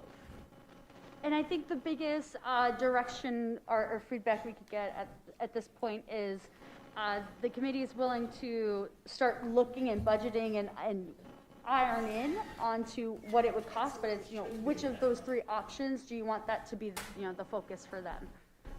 And trying to get some more research and provide those actual cost estimates, because what it takes to open up for swimming will dictate and change how much is going into the park improvements. Yeah. So trying to find that balance and kind of get that clear direction. What did you find from the bacteria levels? So they were in the agenda packet. There was only 1 week that would have been shut down. Obviously, weather and there's water flow is actually, one of the biggest impacts into the situation. So obviously with the work group committee, there was a few individuals from the Watershed Protection and Water District there and providing some help and guidance with that. They were the ones that did the testing all summer long. So it was, these three options were, kind of put together based off of some of their. So the water's close. This summer, we would have only had to shut down one time if, we had decided to open up, again, pending the levels or standards that would have been established. And how much of that would have been mitigated by getting rid of the ducks and the geese and actually having water movement and reoxygenation of the water? Right, exactly. And that's, we won't know until we try one or all, so. But there was nobody. There's nobody swimming in there either, though. Swimming there, so that's a huge thing. The bodies will make it, change. Do you see value, just so that we know Yes. we're going to be short on time, value in doing that option one where we just do a fountain in the middle, do some more tests and see what happens? I would say yes, but can we clarify, do we mean a fountain that's an art display, or is it like, is its intention to oxygenate the water? I think that's what the question was with the two different options when it came to the fountain. I think if option 2, where it showed we just tried a basic consultation, we're going to need more than one fountain and one that's specific to oxidizing instead of just the beautification colored ones. So, that was the question of which one do we want to try and aim for? How much have we said? I know it seems like ad nauseum, we've talked about this. Have we set aside money for the study before? Don't we have $100,000? Yep, so there's 100,000 in CIP in this current fiscal year, and that's one of the directions was, well, how are we going to break that down? Because we want to do full firm study. That is a large chunk of that, and then that takes away those other park upgrades and designs and direction as well. So that was really. My feelings would be, we would want as functional a fountain as possible and spend as little money on artsy to find out if we can use it, and if we could get some sort of a foundation in place that was functional, that we could build off of that in the future to create a nice, if we're using it, like get whatever the thing would be that would get the Park open. The park open, and then have the capability from that system that you would put in place to expand from it. If, that we can then put something pretty, but not put something pretty and then not be able to use it. Okay. I think That'd be that's my feeling, is if it's possible to do that. pretty good. Who decided that a fountain was the answer? I mean, it feels like we're just coming up with something saying, let's put a fountain in, see if it works. A fountain is one of many options that you could use to address the various different issues with, there are many different ways and avenues. It was just one of the ones that the work group felt, well, even if it doesn't help with water quality, it could then serve as just that beautification and fun focal point if it just doesn't produce what we were hoping. And even if it doesn't produce the results we're looking for, it will reduce the bacteria some. Aerating the water will reduce it some. It just may not be to the level we need it to be. And we won't know that until we try. I'm gonna bring this up again because I brought it up in the past. If we do the full study and we find out exactly what we need to do this, I'm having lived in Florida and seen how they handle the canal systems down there. I'm thinking that with the reoxygenation and movement of the water, that should, and of course the mitigation of the ducts, which was the problem to begin with, that I think we could eliminate all of it. But I'd like to get the study done, not just the little one, the big one, get it said and done, because we've set aside money in the past to do this, and it just seems like we sort of dragged it on and dragged on. Let's spend the money, get it decided what we need to do, and then get it taken care of, because this, to me, is the worst kind of wasted resource. It's been out there for years. I don't think anybody swam in it since my son did it. My son's 35 now. So it's been that many years, and I think that we just need to get, bite the bullet, get it done, and set up what we need to do so that we can get it as a usable space, because we're talking about things that draw people here, used for the citizens of the city. I think this would be huge as far as that goes. Well, if I'm hearing, you would like us to come back with a little more detail on what the various study levels and what they would include? I'd like to see the water part, yeah. The water side, not necessarily the entire park, but specifically the water to get. How do we get it swimmable? Yeah, I mean, that's And maintain that's what I it thought we'd swimmable. set the money aside for all these years, is what do we do to get the water? I think, if we were to go back and look at that vote, Council Walker agreed to vote in favor of that line item if we were not spending all of this on a full study. So that's my only concern about our conversation right now. It went through, but it was with that asterisk of a concern of putting a lot of money into a study. So if the money is allocated, it's in there, you can take a look and you can decide how you want to break that out and do that. But if it's going to be a big study, I'd much rather have a further conversation with the council if we can't get to that right now. And we can give a detail of what the study would be. Sorry. There's companies that install this, that install these. Sure. Can we have one of them come in and in their expertise can tell us the improvement that they think is, because they're the experts, they're going to be able to say, in installing in a similar situation, we saw it, and then maybe we don't have to spend all the money on the study. But I think we're looking at a much bigger study, would probably include that, but a much bigger study to look much more deeply about Council Walker, is that how you recall that? I just want to make sure I'm not. Yeah, Okay. you got it right. So, we can do that. I think that's gonna require us to come back. Yeah. We will, we've got time, so we'll put that back on a future agenda, but you can at least see where the committee is doing great work. They're getting On target. information out. We'll get that back before you. And let's just give you a really quick update on Tot Lot, before we go into the council meeting. Okay, so Tot Lot was sort of a blank slate for us. You know, this is a park that's been pretty empty for a long time, and we've kind of created the Auburn's A green team here. So our mission for Tot Lot, we had a lot of ideas, a lot of input, and ultimately we fell in love with the idea of turning this into a 14-acre community food forest. So the Tot Lot plot is about 14 acres, and we could turn that into a food forest. Community food forests have been gaining traction for about 20 years. The movement is really, is really grown. There are over 70 in the United States. The largest is in Atlanta, Georgia, and it's 7.1 acres. It's a trend that's not going away. I think people are looking more to have, their parks give them something back, and food sustainability is just huge. So a little bit about food forests, because that can kind of be a buzzword. They're really designed to work with the natural layers that a regular forest has it's why it works so well together. So all of these layers are in a food producing kind of way. So your big trees will be your nut trees and all the way down. And really the idea behind this is so that we can avoid excessive pesticides and fertilization and allow the forest to create itself.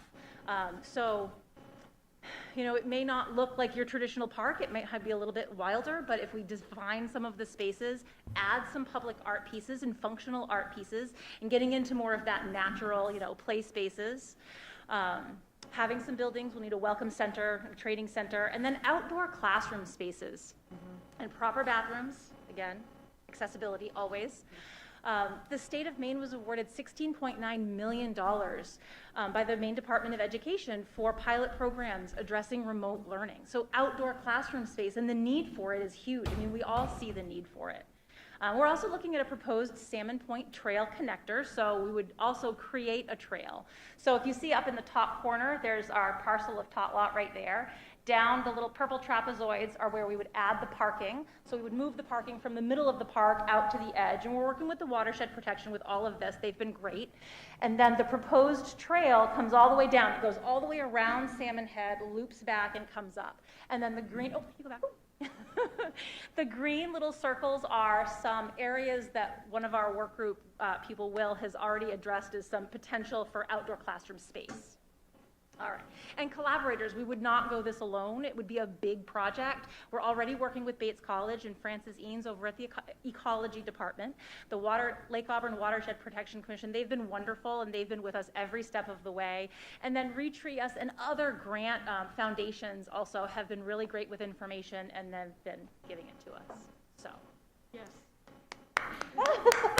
so that was a lot, and I said it really fast, but That'd be the largest food forest in the country. So as far as my Googling, please someone fact check me, but I have searched and searched and searched, and the largest I found was the one in Atlanta, Georgia. There are some out west in Seattle and Washington that are about 7 acres, but this would be the largest so far.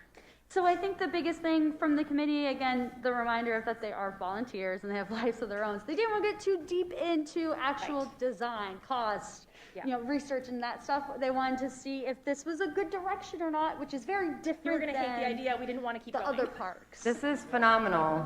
Phenomenal. This is amazing. Yeah. Fantastic.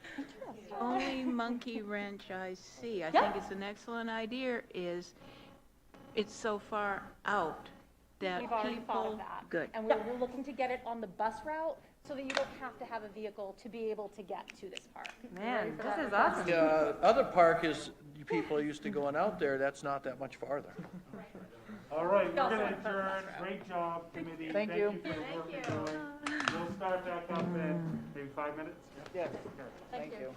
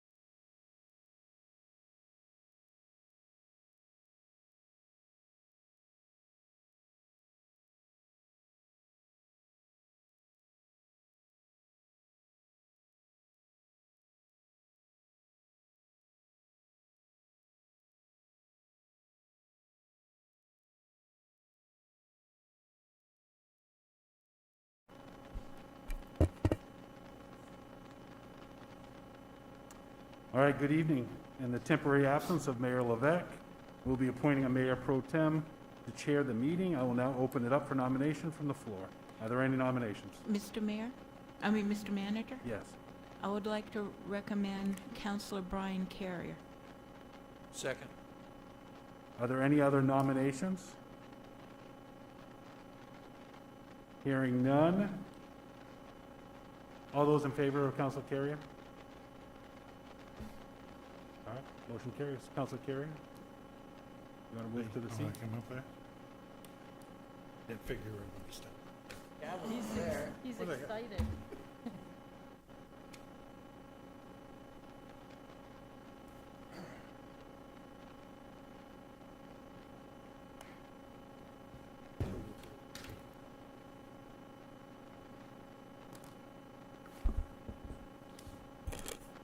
All right. I would like to now call to order the meeting of September 20th, 2021. If you guys would please join me in standing, signing the pledge.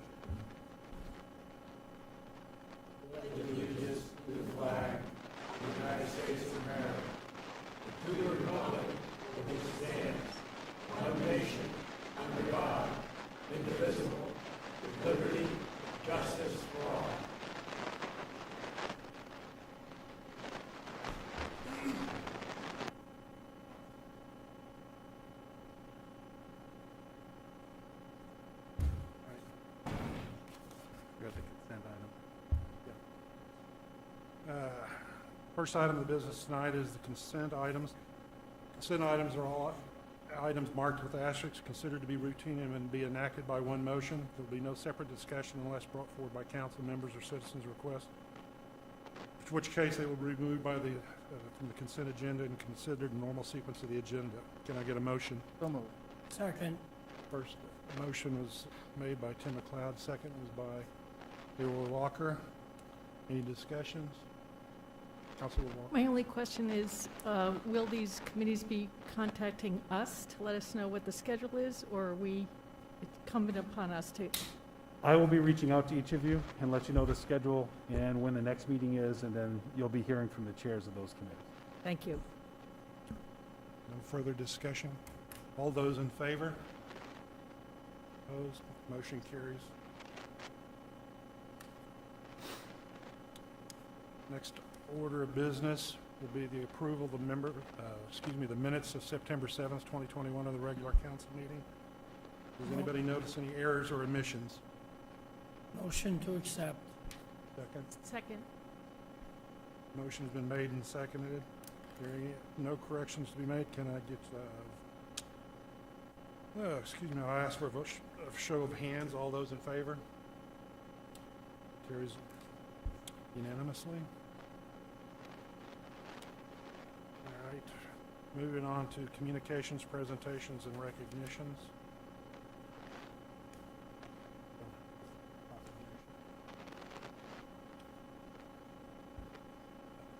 All right, if you'd like, I could read the If proclamation. you would read that for me, please. This proclamation is for U.S. Constitution Week, whereas the Constitution of the United States of America, the guardian of our liberties, embodies the principles of limited government and republic dedicated to rule by law, and whereas September 17, 2021 marks the 234th anniversary of the framing of the Constitution of the United States of America by the Constitutional Convention, and whereas it is fitting and proper to accord official recognition to this magnificent document and its memorable anniversary, and to the patriotic celebrations which will commemorate it, and whereas Public Law 915 guarantees the issuing of a proclamation each year by the President of the United States of America designating September 17th through the 23rd as Constitution Week.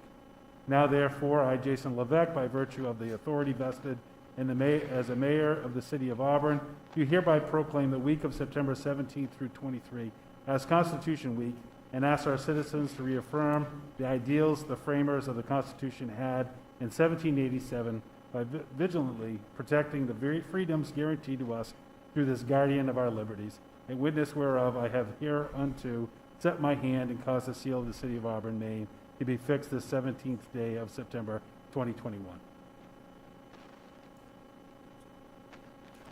The next item would be the upgrades to Court Street, 50% design by John Blake.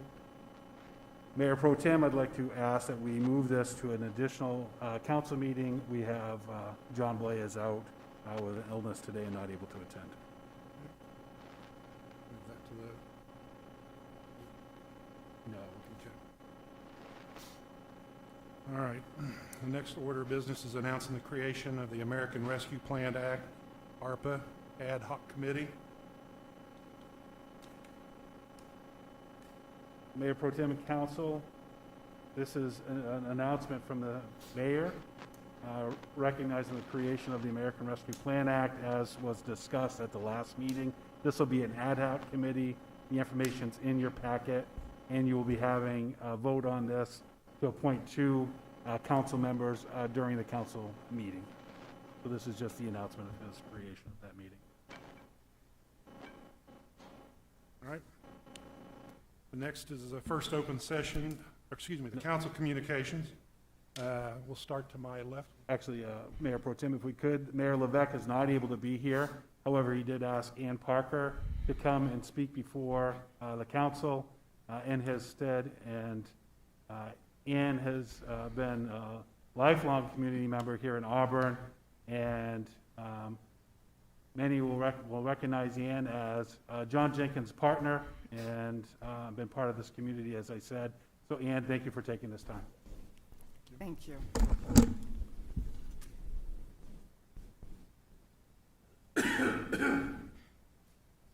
Oh. Go ahead, Ann. Thanks. Good evening, and to the council members, Assistant City Manager, and members of the audience, I want to just thank you for letting me take this time, Mayor Pro Tem, and also to Mayor Levesque. Thank you for allowing me to come forward and share with you and speak with you this evening. 2 weeks ago, I, along with thousands of others, celebrated the announcement of the renaming of the footbridge in honor of the late John Jenkins. This was profound in so many ways. In his leadership of both cities, John acted as a bridge to bring the two together, not separated by a river, but joined by a bridge that will now become the John T. Jenkins Memorial Bridge. How appropriate. John was first mayor of Lewiston, then mayor of Auburn. He has always had a connection to both cities, and now, in a sense, he is that connection that keeps the 2 cities together. John would be so humbled and so very grateful. His legacy will live on, even though he's not physically here to brighten our world anymore. One of the things John would have loved the most about all this is the fact that it was not political. It was both cities coming together in a collaborative effort to honor a man who was dearly loved and who contributed the very best he had to offer to both cities. I was honored to witness both city councils, Lewiston and Auburn, vote unanimously in favor of renaming the footbridge. It was a moment of pride and finally something positive to think about in the wake of the enormous loss of John. Unfortunately, in a short span of about 30 seconds, some words were spoken that then became a distraction. And they also then became the news. Instead of the headlines in the paper reading, for example, both cities vote unanimously to name the bridge after the Honorable John Jenkins, the headlines were a story about racist remarks spoken by Councilor Walker. How troubling and sad. I have personally met with Councilor Walker, the mayor, and the city manager, and have expressed my feelings as John's partner and significant other. The city promises to have training in diversity and equity and what is acceptable and what is not. The sad irony in all of this is that the one person who's qualified to teach this and who in the city surely would have called upon for such education is John Jenkins himself. This is what John did. He lived his life teaching others, whether it was young kids learning not to bully in school, or whether it was high school age students to stay off drugs, or whether it was adults learning civility. He taught everyone every day. He taught someone every day. John was no ordinary man. He practiced what he preached. He walked the walk. He was a man of peace. John would not be happy, but he would not be vengeful. He would call this a teachable moment. And he would want to move forward in a positive light. He would begin working on his next program, troubled that racism exists in this day and in this area. We can't change the past and we can't undo what's been done. We can only do better in the future. The very seal of Auburn that's sitting on this wall, you're all sitting right in front of it, has the words, Vestigia Nulla Retrorsum. And when John concluded his time as being mayor, he was presented with this seal of the city, and he cherished it. This seal means no steps backwards. I submit to you all to study that. Let's not go backwards and forget the progress that has been made over centuries of trying to eliminate racism from our society. When John was in high school in New Jersey, he had the privilege of introducing one of his heroes, Dr. Martin Luther King Jr., at an assembly at his school. And I loved hearing the story, and John used to, of course, love telling it. And he could recite the I Have a Dream speech. And he would always emphasize that last paragraph, that one day he would live in a nation where people were not judged by the color of their skin, but by the content of their character. And John had character. He was a mentor. He was a teacher, a leader, an advisor. He was a supporter. And in this day and age, he'd probably be called an influencer, and he'd love it. This is why he deserves the recognition and the honor of having his name on that bridge, and let's not forget that. Let's put our focus back on honoring the legacy of John Jenkins and what he meant to both cities. Let us move forward with integrity and pride towards the dedication of the John T. Jenkins Memorial Bridge. I can tell you from my heart that John Jenkins lived his life to be the soul of the city and the conscience of the community. And I pray that others will learn from his example and follow suit. Let the story going forward be about John and his accomplishments. And as we walk across that bridge, may his spirit of peace be with us all. And I thank you again. Very much.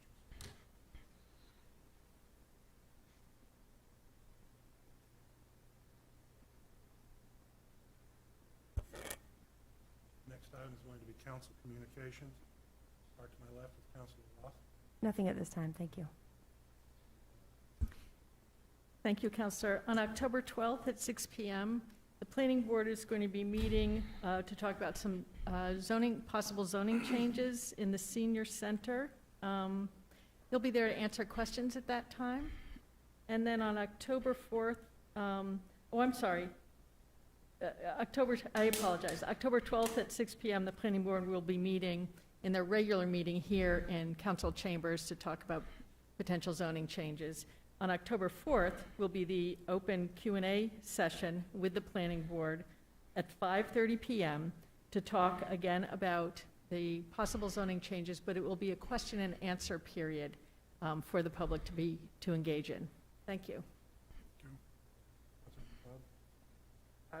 No, nothing at this moment. Just a quick question about workshop item. Are we going to go back to the fees and permits workshop item, or is that?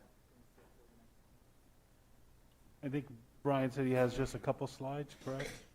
Yes, there's just a couple of slides just to review what was presented, I believe it was in April and May, and then you'll be seeing them for your vote on October 18th.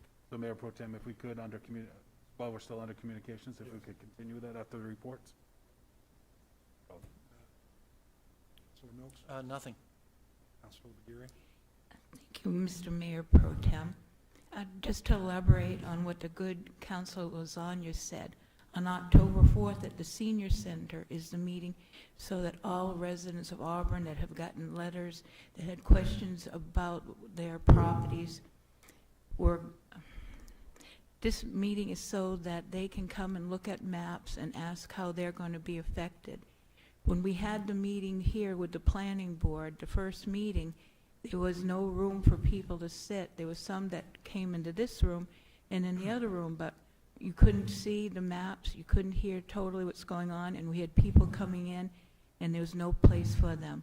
So I'm very appreciative of the council for okaying this special extra workshop type public meeting so people will be on the same page. This way we can know whether or not they support it or are against it. Walker? Nothing. Time? Mayor Pro Tem. Thanks. So just, I do want to thank Ann Parker for reaching out to us so we could arrange that meeting, and also coming in tonight and sharing what you shared. And then also, I'm really thrilled to hear that Ann and others are willing to help promote the celebration that we will do for the official naming of the bridge. We'll be working with the city of Lewiston to ensure that that event and activity is really to the level of events and activities that Mayor Jenkins would put on here in the city of Auburn, and we want to ensure that we're doing the same for this presentation as well. Thank you. Continuing on with the workshop, the slides for the ordinances and fees updates. Joanne?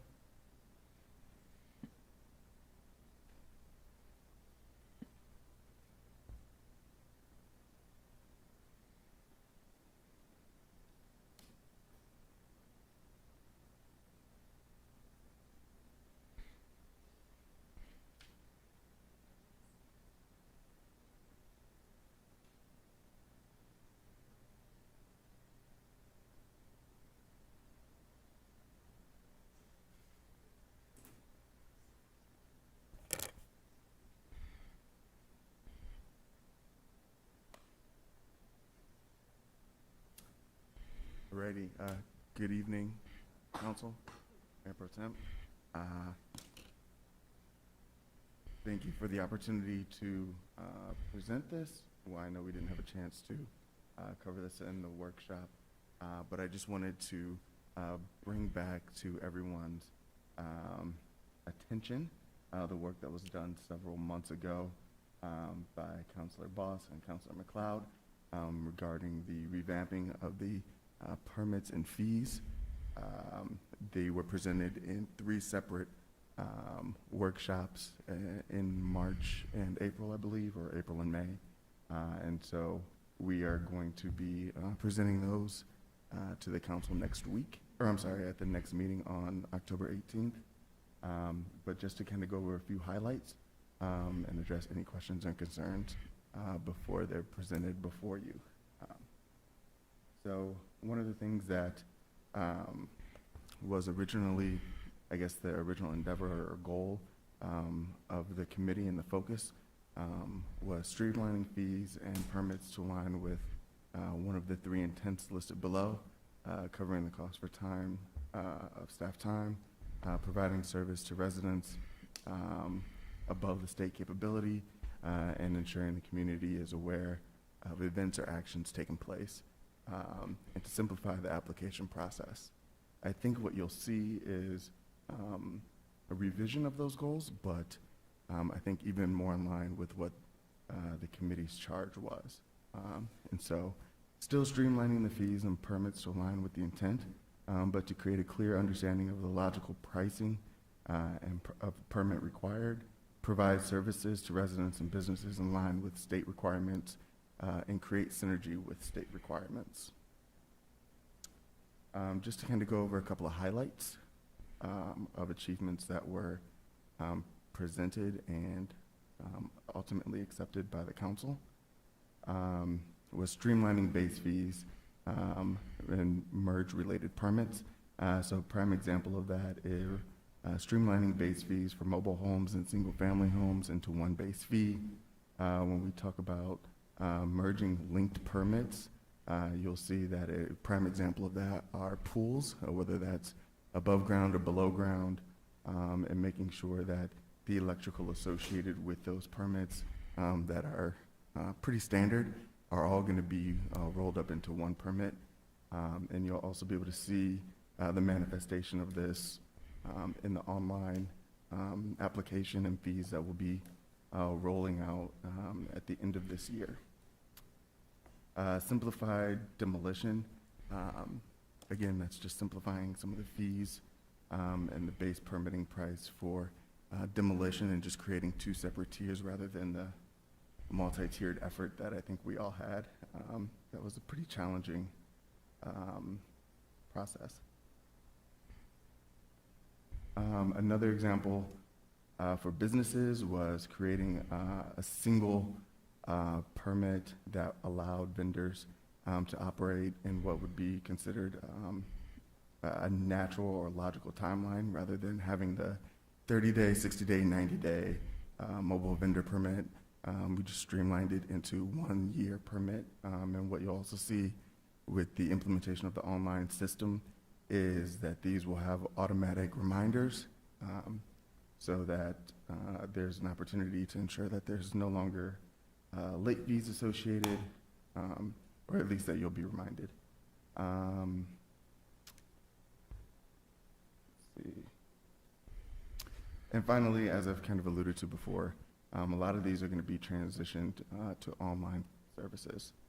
So there'll be renewal reminders, you'll have the opportunity to pay online, and most importantly, you'll be able to you'll be able to track the approval process and the review process and have dialogue all online between the city staff and the businesses or the residents. So with that, are there any questions or concerns? All right, so you'll see all of these, and there's quite a few of the changes on October 18th. Thank you. Thank you, Brian. Thank the staff. All along. Hopefully to get to see the end product would be great. With that, we're going to move on. We'll open the first open session of the night. Members of the public are invited to speak to the council about any issues directly related to city business, which is not on this agenda. Members that like to speak may do so by stepping to the podium. I'd ask that you state your name and address, and please limit your comments to 3 members. And I'd ask the members of the audience not to speak out. Sorry for the interruption. That's not a problem.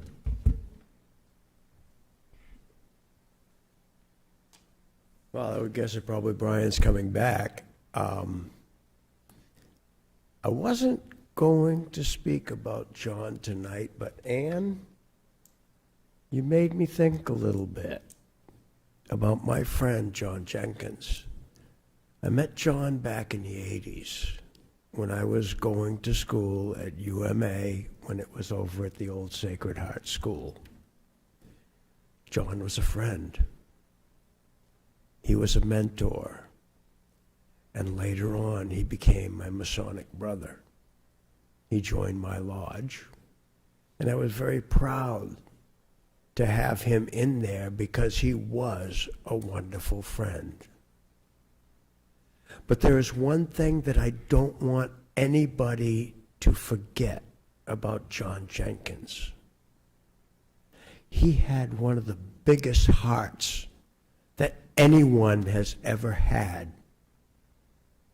He was all about forgiveness and inclusiveness and being able to take somebody that maybe didn't feel so good about something and find out why, and then maybe turn things around. He was a wonderful, wonderful teacher, and I miss him a lot. I think about him quite a bit because he was a good friend, and we had very many good conversations. We shared a lot of laughs. We shared some tears. But he was, first and foremost, a man who forgave and taught. And that is something that no one should ever forget about that man, because he was a prince among men. And having said that, I'm Mike Farrell. I used to live at 145 Eastman Lane. You have before you a letter that I wrote. I apologize for the note paper, but I don't have access to my computer or anything right now. I'm not going to elaborate too much. It touches a little bit on some of the stuff that happened to me in the military. A very little bit.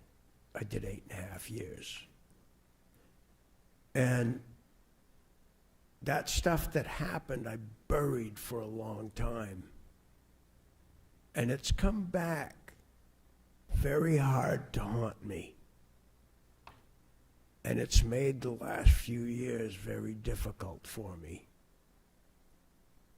And I would just ask that you please read my letter and just acknowledge that you read it. I don't care if it's a text that says, I read your letter, screw you. I would just like for you to acknowledge that you read it and maybe give me one more chance to make things right. Thank you very much. God bless you all. I gotta go. Thank you, Mr. Farrell. Is there anybody else from the public who would like to speak? Good evening. My name is Kathy Shaw. I live at 1200 Soapers Mill Road in Auburn, and I own and operate Valley View Farm. I'm also the new chairperson of the Auburn Agricultural Committee.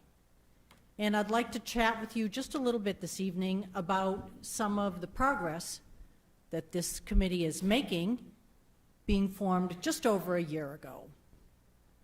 We were given a pretty onerous task when we first met, with a long list of to-dos by the City Council. We worked through it, and now I'd like to talk with you about some of the progress and some of the programs that we're going to begin to offer to our community.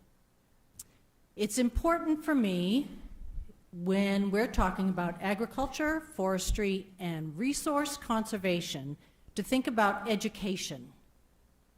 And so in August, we invited Karen Salmon to come give a presentation at the Auburn Community Center about assessing and what the possible ramifications will have for people that could be impacted by the current zoning proposal changes.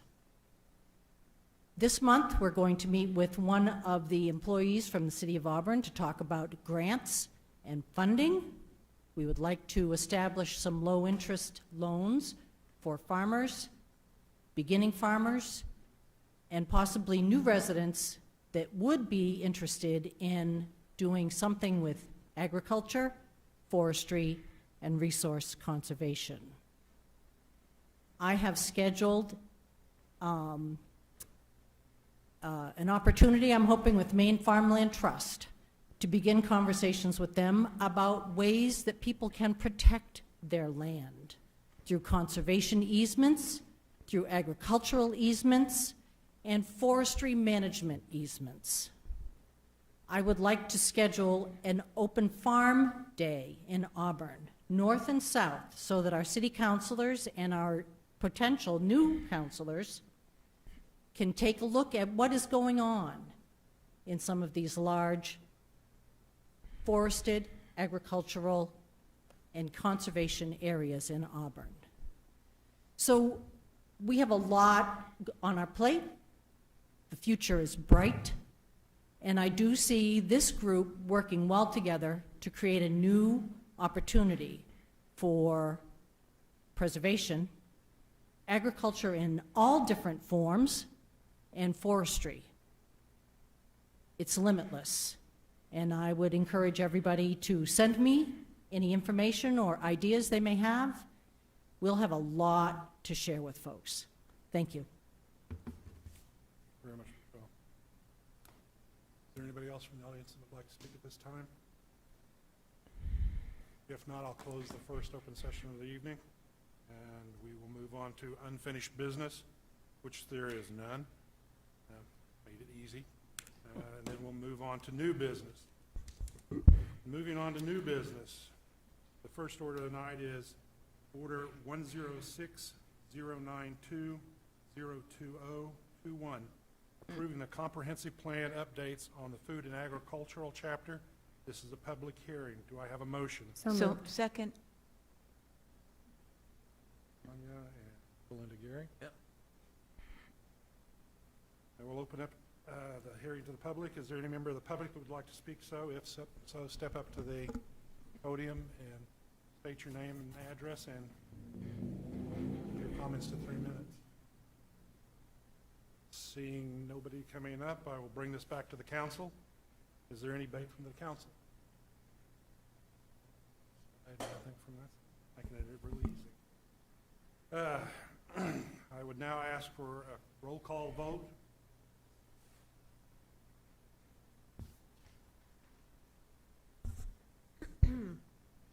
Counselor Boss. Yes. Counselor Gary. Yes. Counselor Lasagna. Yes. Counselor McLeod. Yes. Counselor Milks. Yes. Counselor Mayor Pro Tem Carrier. Yes. Counselor Walker. Yes. Motion 7-0. Next order of business is Order 107-092-02021, approving the comprehensive plan updates to the transportation chapter. This is a public hearing. Do I have a motion? Yes. Second. Motion by McLeod and seconded by Holly Lasagna. I will open up the public hearing. Are there any members of the public who would like to speak up? So please step to the podium, state your name and address. Keep your comments to 3 minutes. Nobody. I will bring it back to the council for debate. Any debate on this item? Seeing no debate, I will now ask for a roll call vote. Counselor Boss. Yes. Counselor Gary. Yes. Counselor Lasagna. Yes. Counselor McLeod. Yes. Counselor Milks. Yes. Mayor Pro Tem Carrier. Yes. Counselor Walker. Yes. Carries. Next order is order number 018-092-02021, appointing 2 council representatives to serve on the Mayor's American Rescue Plan Act ARPA Ad Hoc Committee. I will start by asking for nominations from the floor. Nominations do not require a second. Mr. Mayor Pro Tem, I'd like to throw my hat in the ring. Anyone else? Mr. Mayor Pro Tem, I would also like to put my name in.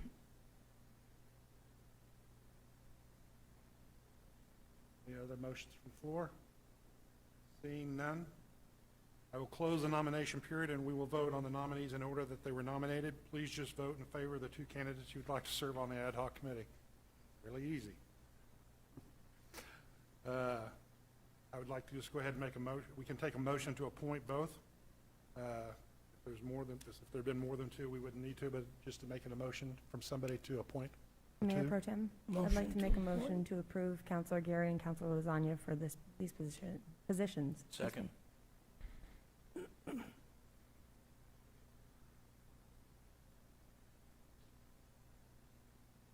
I have a motion and a second.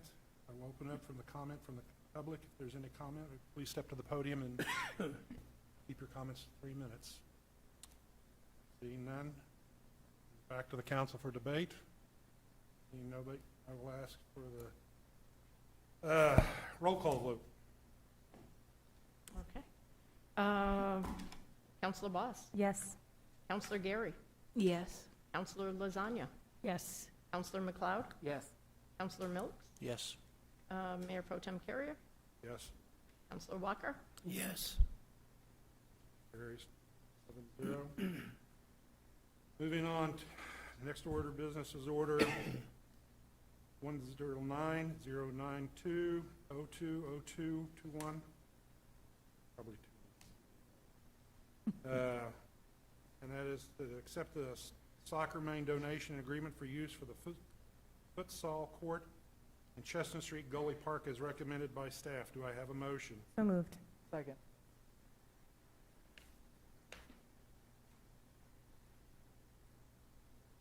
I have a motion and a second.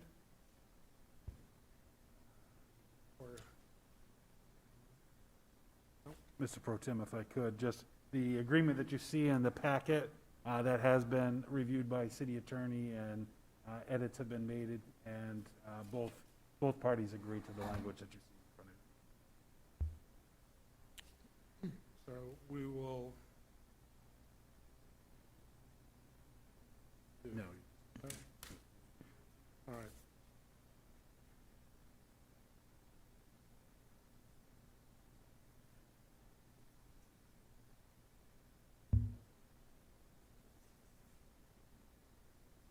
Mayor Pro Tem, can I ask a question about this order? Yes. Just out of curiosity, City Manager, is that a reasonable price for that amount of time and duration using the court comparatively? Compared to renting it out individually or, someone else? I believe it would be very fair, yeah.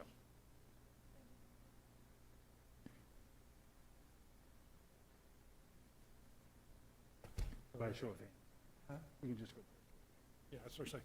Okay, we'll now take a vote of show by hands with all those in favor.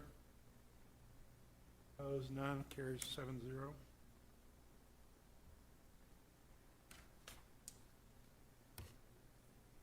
Now move on to the second open session of the night.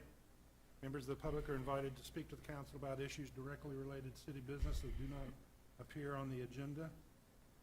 Members that would like to speak, step to the podium, state your name and address, and please limit your comment to 3 minutes. Seeing. Good evening. Kathy Shaw, Soapers Mill Road, Auburn, Maine, and the owner of Valley View Farm. This is a topic that is a little prickly. And I would beg your attention.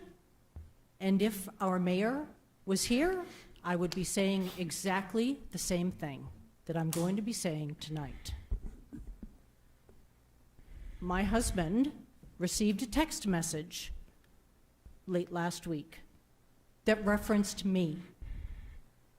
And I firmly believe that people should fight their own battles. And my husband is very capable of doing that. And I will read you this text message.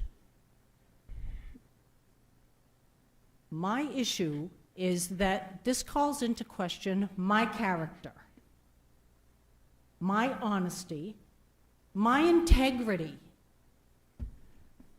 That's pretty hurtful from a mayor that we received testimony of that was above reproach. This text message comes directly from our mayor. And I spoke with City Manager Crowell about this, and he gave me 3 recommendations. First is to contact the Sun Journal. Second would be to come speak to City Council, which I'm doing tonight.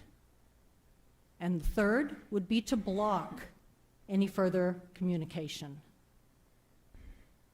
I think we have a pretty severe and strong policy in our city and our schools against bullying. It's not tolerated, and it's not a policy of don't see it, don't say it, just ignore it. This is an ongoing issue. with our mayor and other citizens, but this time it came to me, and there's a difference there. So I'm going to read you one. I got a second one today from someone else that wanted to share. It's even more offensive. Here goes. Do you believe the lies you write? I have never met anyone whom is as dishonest as you and Kathy. It literally makes me sick.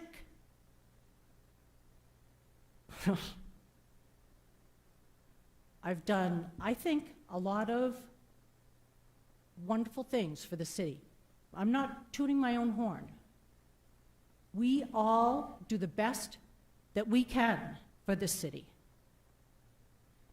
I've worked with Leroy for years and still hope to. I've worked with lots of others of you. These kind of messages are intended to make people stop. They are intended to make people not come to meetings, not speak up, not share ideas. This is wrong. And I hope that our mayor wants to open that conversation, because the way to move forward is through conversation. It's not through nastygrams. And I will share the second message with anybody that would like to see it. But it is offensive, plain and simple. That's not how I operate. I don't get mad. I try and find a way to move through these things. And this is not the behavior that I am seeing from this gentleman who is supposed to lead this city and be respectful to its citizens. I appreciate your time. Thank you. Thank you. Seeing nobody else, I'll close the second open session of the evening, and we will move on to reports. And there's I don't have anything, so we'll move on to council reports, starting Councilor Boss. We had a great update from the Agriculture Committee from Kathy. Thank you so much for presenting tonight. I already spoke about our brand new children's section director at the library. I got to meet Brendan myself. He's doing a fabulous job. And there's also another cat that's at the library if anybody's interested in looking at the cat. I also, on a personal note, discovered that the library has a telescope that can be rented out like any other, DVD or book. And so my family took it home for a week, and it was phenomenal. I just can't speak highly enough about that program that the library's offering. We also just had an audit committee meeting last week. That was a final review, wrapping up the audit process for this year. And I believe that that's what I have. Thank you. Councilor Zlanya. I'm not on the planning board, but I want to really thank them so much for all the hard work that they're doing around the zoning issue in particular. I want to thank the community for being extremely engaged in this, but particularly I want to thank the city staff for the amount of time, energy, and thoughtful work they are putting into this issue. Thank you. Councilor McLeod. All right, LATC, we reviewed the study that came back from ARTC. Hopefully that will be approved by them shortly, so we'll be able to disseminate that out so you can see what recommendations that they are planning to at least look at for Purple Bus. We had a school building committee informal meeting, kind of. We toured the site of the future high school, so we got to actually walk around. It's coming together. We got 3 stairwells and an elevator shaft and a lot of dirt. So it's on budget, on time. Everything still looks great. That was a really fun tour. There's also going to be some drone flyovers that they're going to start doing and implementing and putting on the website so the public can see as it's coming together and as things are built, so we can fly around the site. And I think that's it. Other than the library also has really fun Tuesday afternoon programming for the kids. So after school, there's fun stuff to do for them. Thank you very much. Councilor Milks. We've got this sewer trustee meeting is Tuesday at 4 o'clock. It's at the Water Department building, the Water and Sewer building. Everybody's welcome. Then the water trustee meeting is Wednesday at 4 o'clock. Again, they're all in person now and at the water department building, right downtown. Thank you. Councilor Geary? Not at this time, thank you. Councilor Walker? Yes, I'd like to announce that the United New Auburn Association will have a yard sale at Rowley's Diner Saturday, starting at 9 a.m. to 2 in the afternoon. We have a lot of stuff to pretty much give away, so come on down and we'll have a great time together. And last, I would like to say that I'm glad Ann Parker came in. Her and I did meet. I told her how sorry I was that we put a cloud over John Jenkins. That was not my intention in any way to do such a thing. And I'm really sorry that that happened, because we all love John Jenkins and we all respect him fully from all our hearts. So, thank you. All right, and then the only thing that I have is the school board meeting. For those of you that have been in a cave for the last couple of weeks, the school board meeting had last week. We did approve the mask mandates for K through 6, and they're optional for 7th and above. It's not what everybody wanted, but it met the requirements of the Safety and Health Committee going forward. And we did give the superintendent the power to change things as things progressed due to outbreaks and things like that. So, and next meeting is going to be October, in October. So, on to city manager's report. Thank you, Mayor Pro Tem. I just have a couple items. First, just as a reminder, there'll be no city council meeting on October 4th, so that meeting has been canceled. So we will not be here, but there is the special presentation, as Councilor Lasagna mentioned, on that date at the Auburn Senior Community Center. Second would be regarding the OSHA requirement for vaccination or weekly testing for employers with 100-plus employees. We are still waiting for final ruling that will come out, I would imagine, soon on what that would look like. But just to give an update on where we are currently as staff, we are working on a database from HR department regarding all volunteers, all boards and committee members. If you take a look at the actual language and the law for this, the actual language states that the definition of employee is full, part-time, volunteers, elected, committee, which would also include any volunteers that serve on a committee, board, or commission. So we'll be putting together documentation for everyone regarding that. When the rules do come out, it will go into effect 30 days after the ruling is set. Currently, as described, a single violation is a $14,000 fine. And so we'll be waiting to see more regarding the ruling on that. We'll be working to identify testing. If anyone has tried to get a test recently, you know that it is next to impossible to turn around a test in any short amount of time. And often when you are scheduled for a location, sometimes it's canceled because the testing is not available. So we are working to collaborate with an outside source for testing, but we'll be bringing more information to you in the near future as we continue to work through that. That's it. All right. Next is going to be the finance report by Julie Eastman, the finance director. Thank you, Mayor Pro Tem, Council. You have the August 2021 report, and things are looking normal. We're really right where we were last year at this time, pretty much, both with revenue and expenditures. The revenues are a little bit higher, but not a lot, like less than 1%. So I don't see any red flags right now. And we, like Councilor Boss said, the audit field work was completed last Friday. So now I'm doing the last entries. They had just a few that they found, doing those, so that I can get them the updated reports, and then we'll be trying to finalize up the report and get that to you before. I'd like to do it either late November or early December, so hoping that's what we're shooting for this year. That, if anybody has questions on my report, I'd be glad to answer. Seeing none, I will entertain a motion to accept and place on file the August 2021 monthly finance report. Do I have a motion? So moved. Second. Do a hand vote. All those in favor?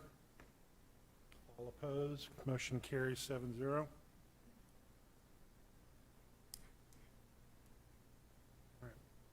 Next, we have an executive session for a personnel matter pursuant to 1 MRSA Section 405, 6-A. Do I have a motion? So moved. Second. I have a motion and a second. All those in favor?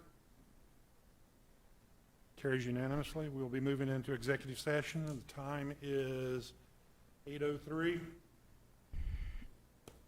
We'll be closed up, and we will not be conducting any business on the coming back, just to be a motion to adjourn.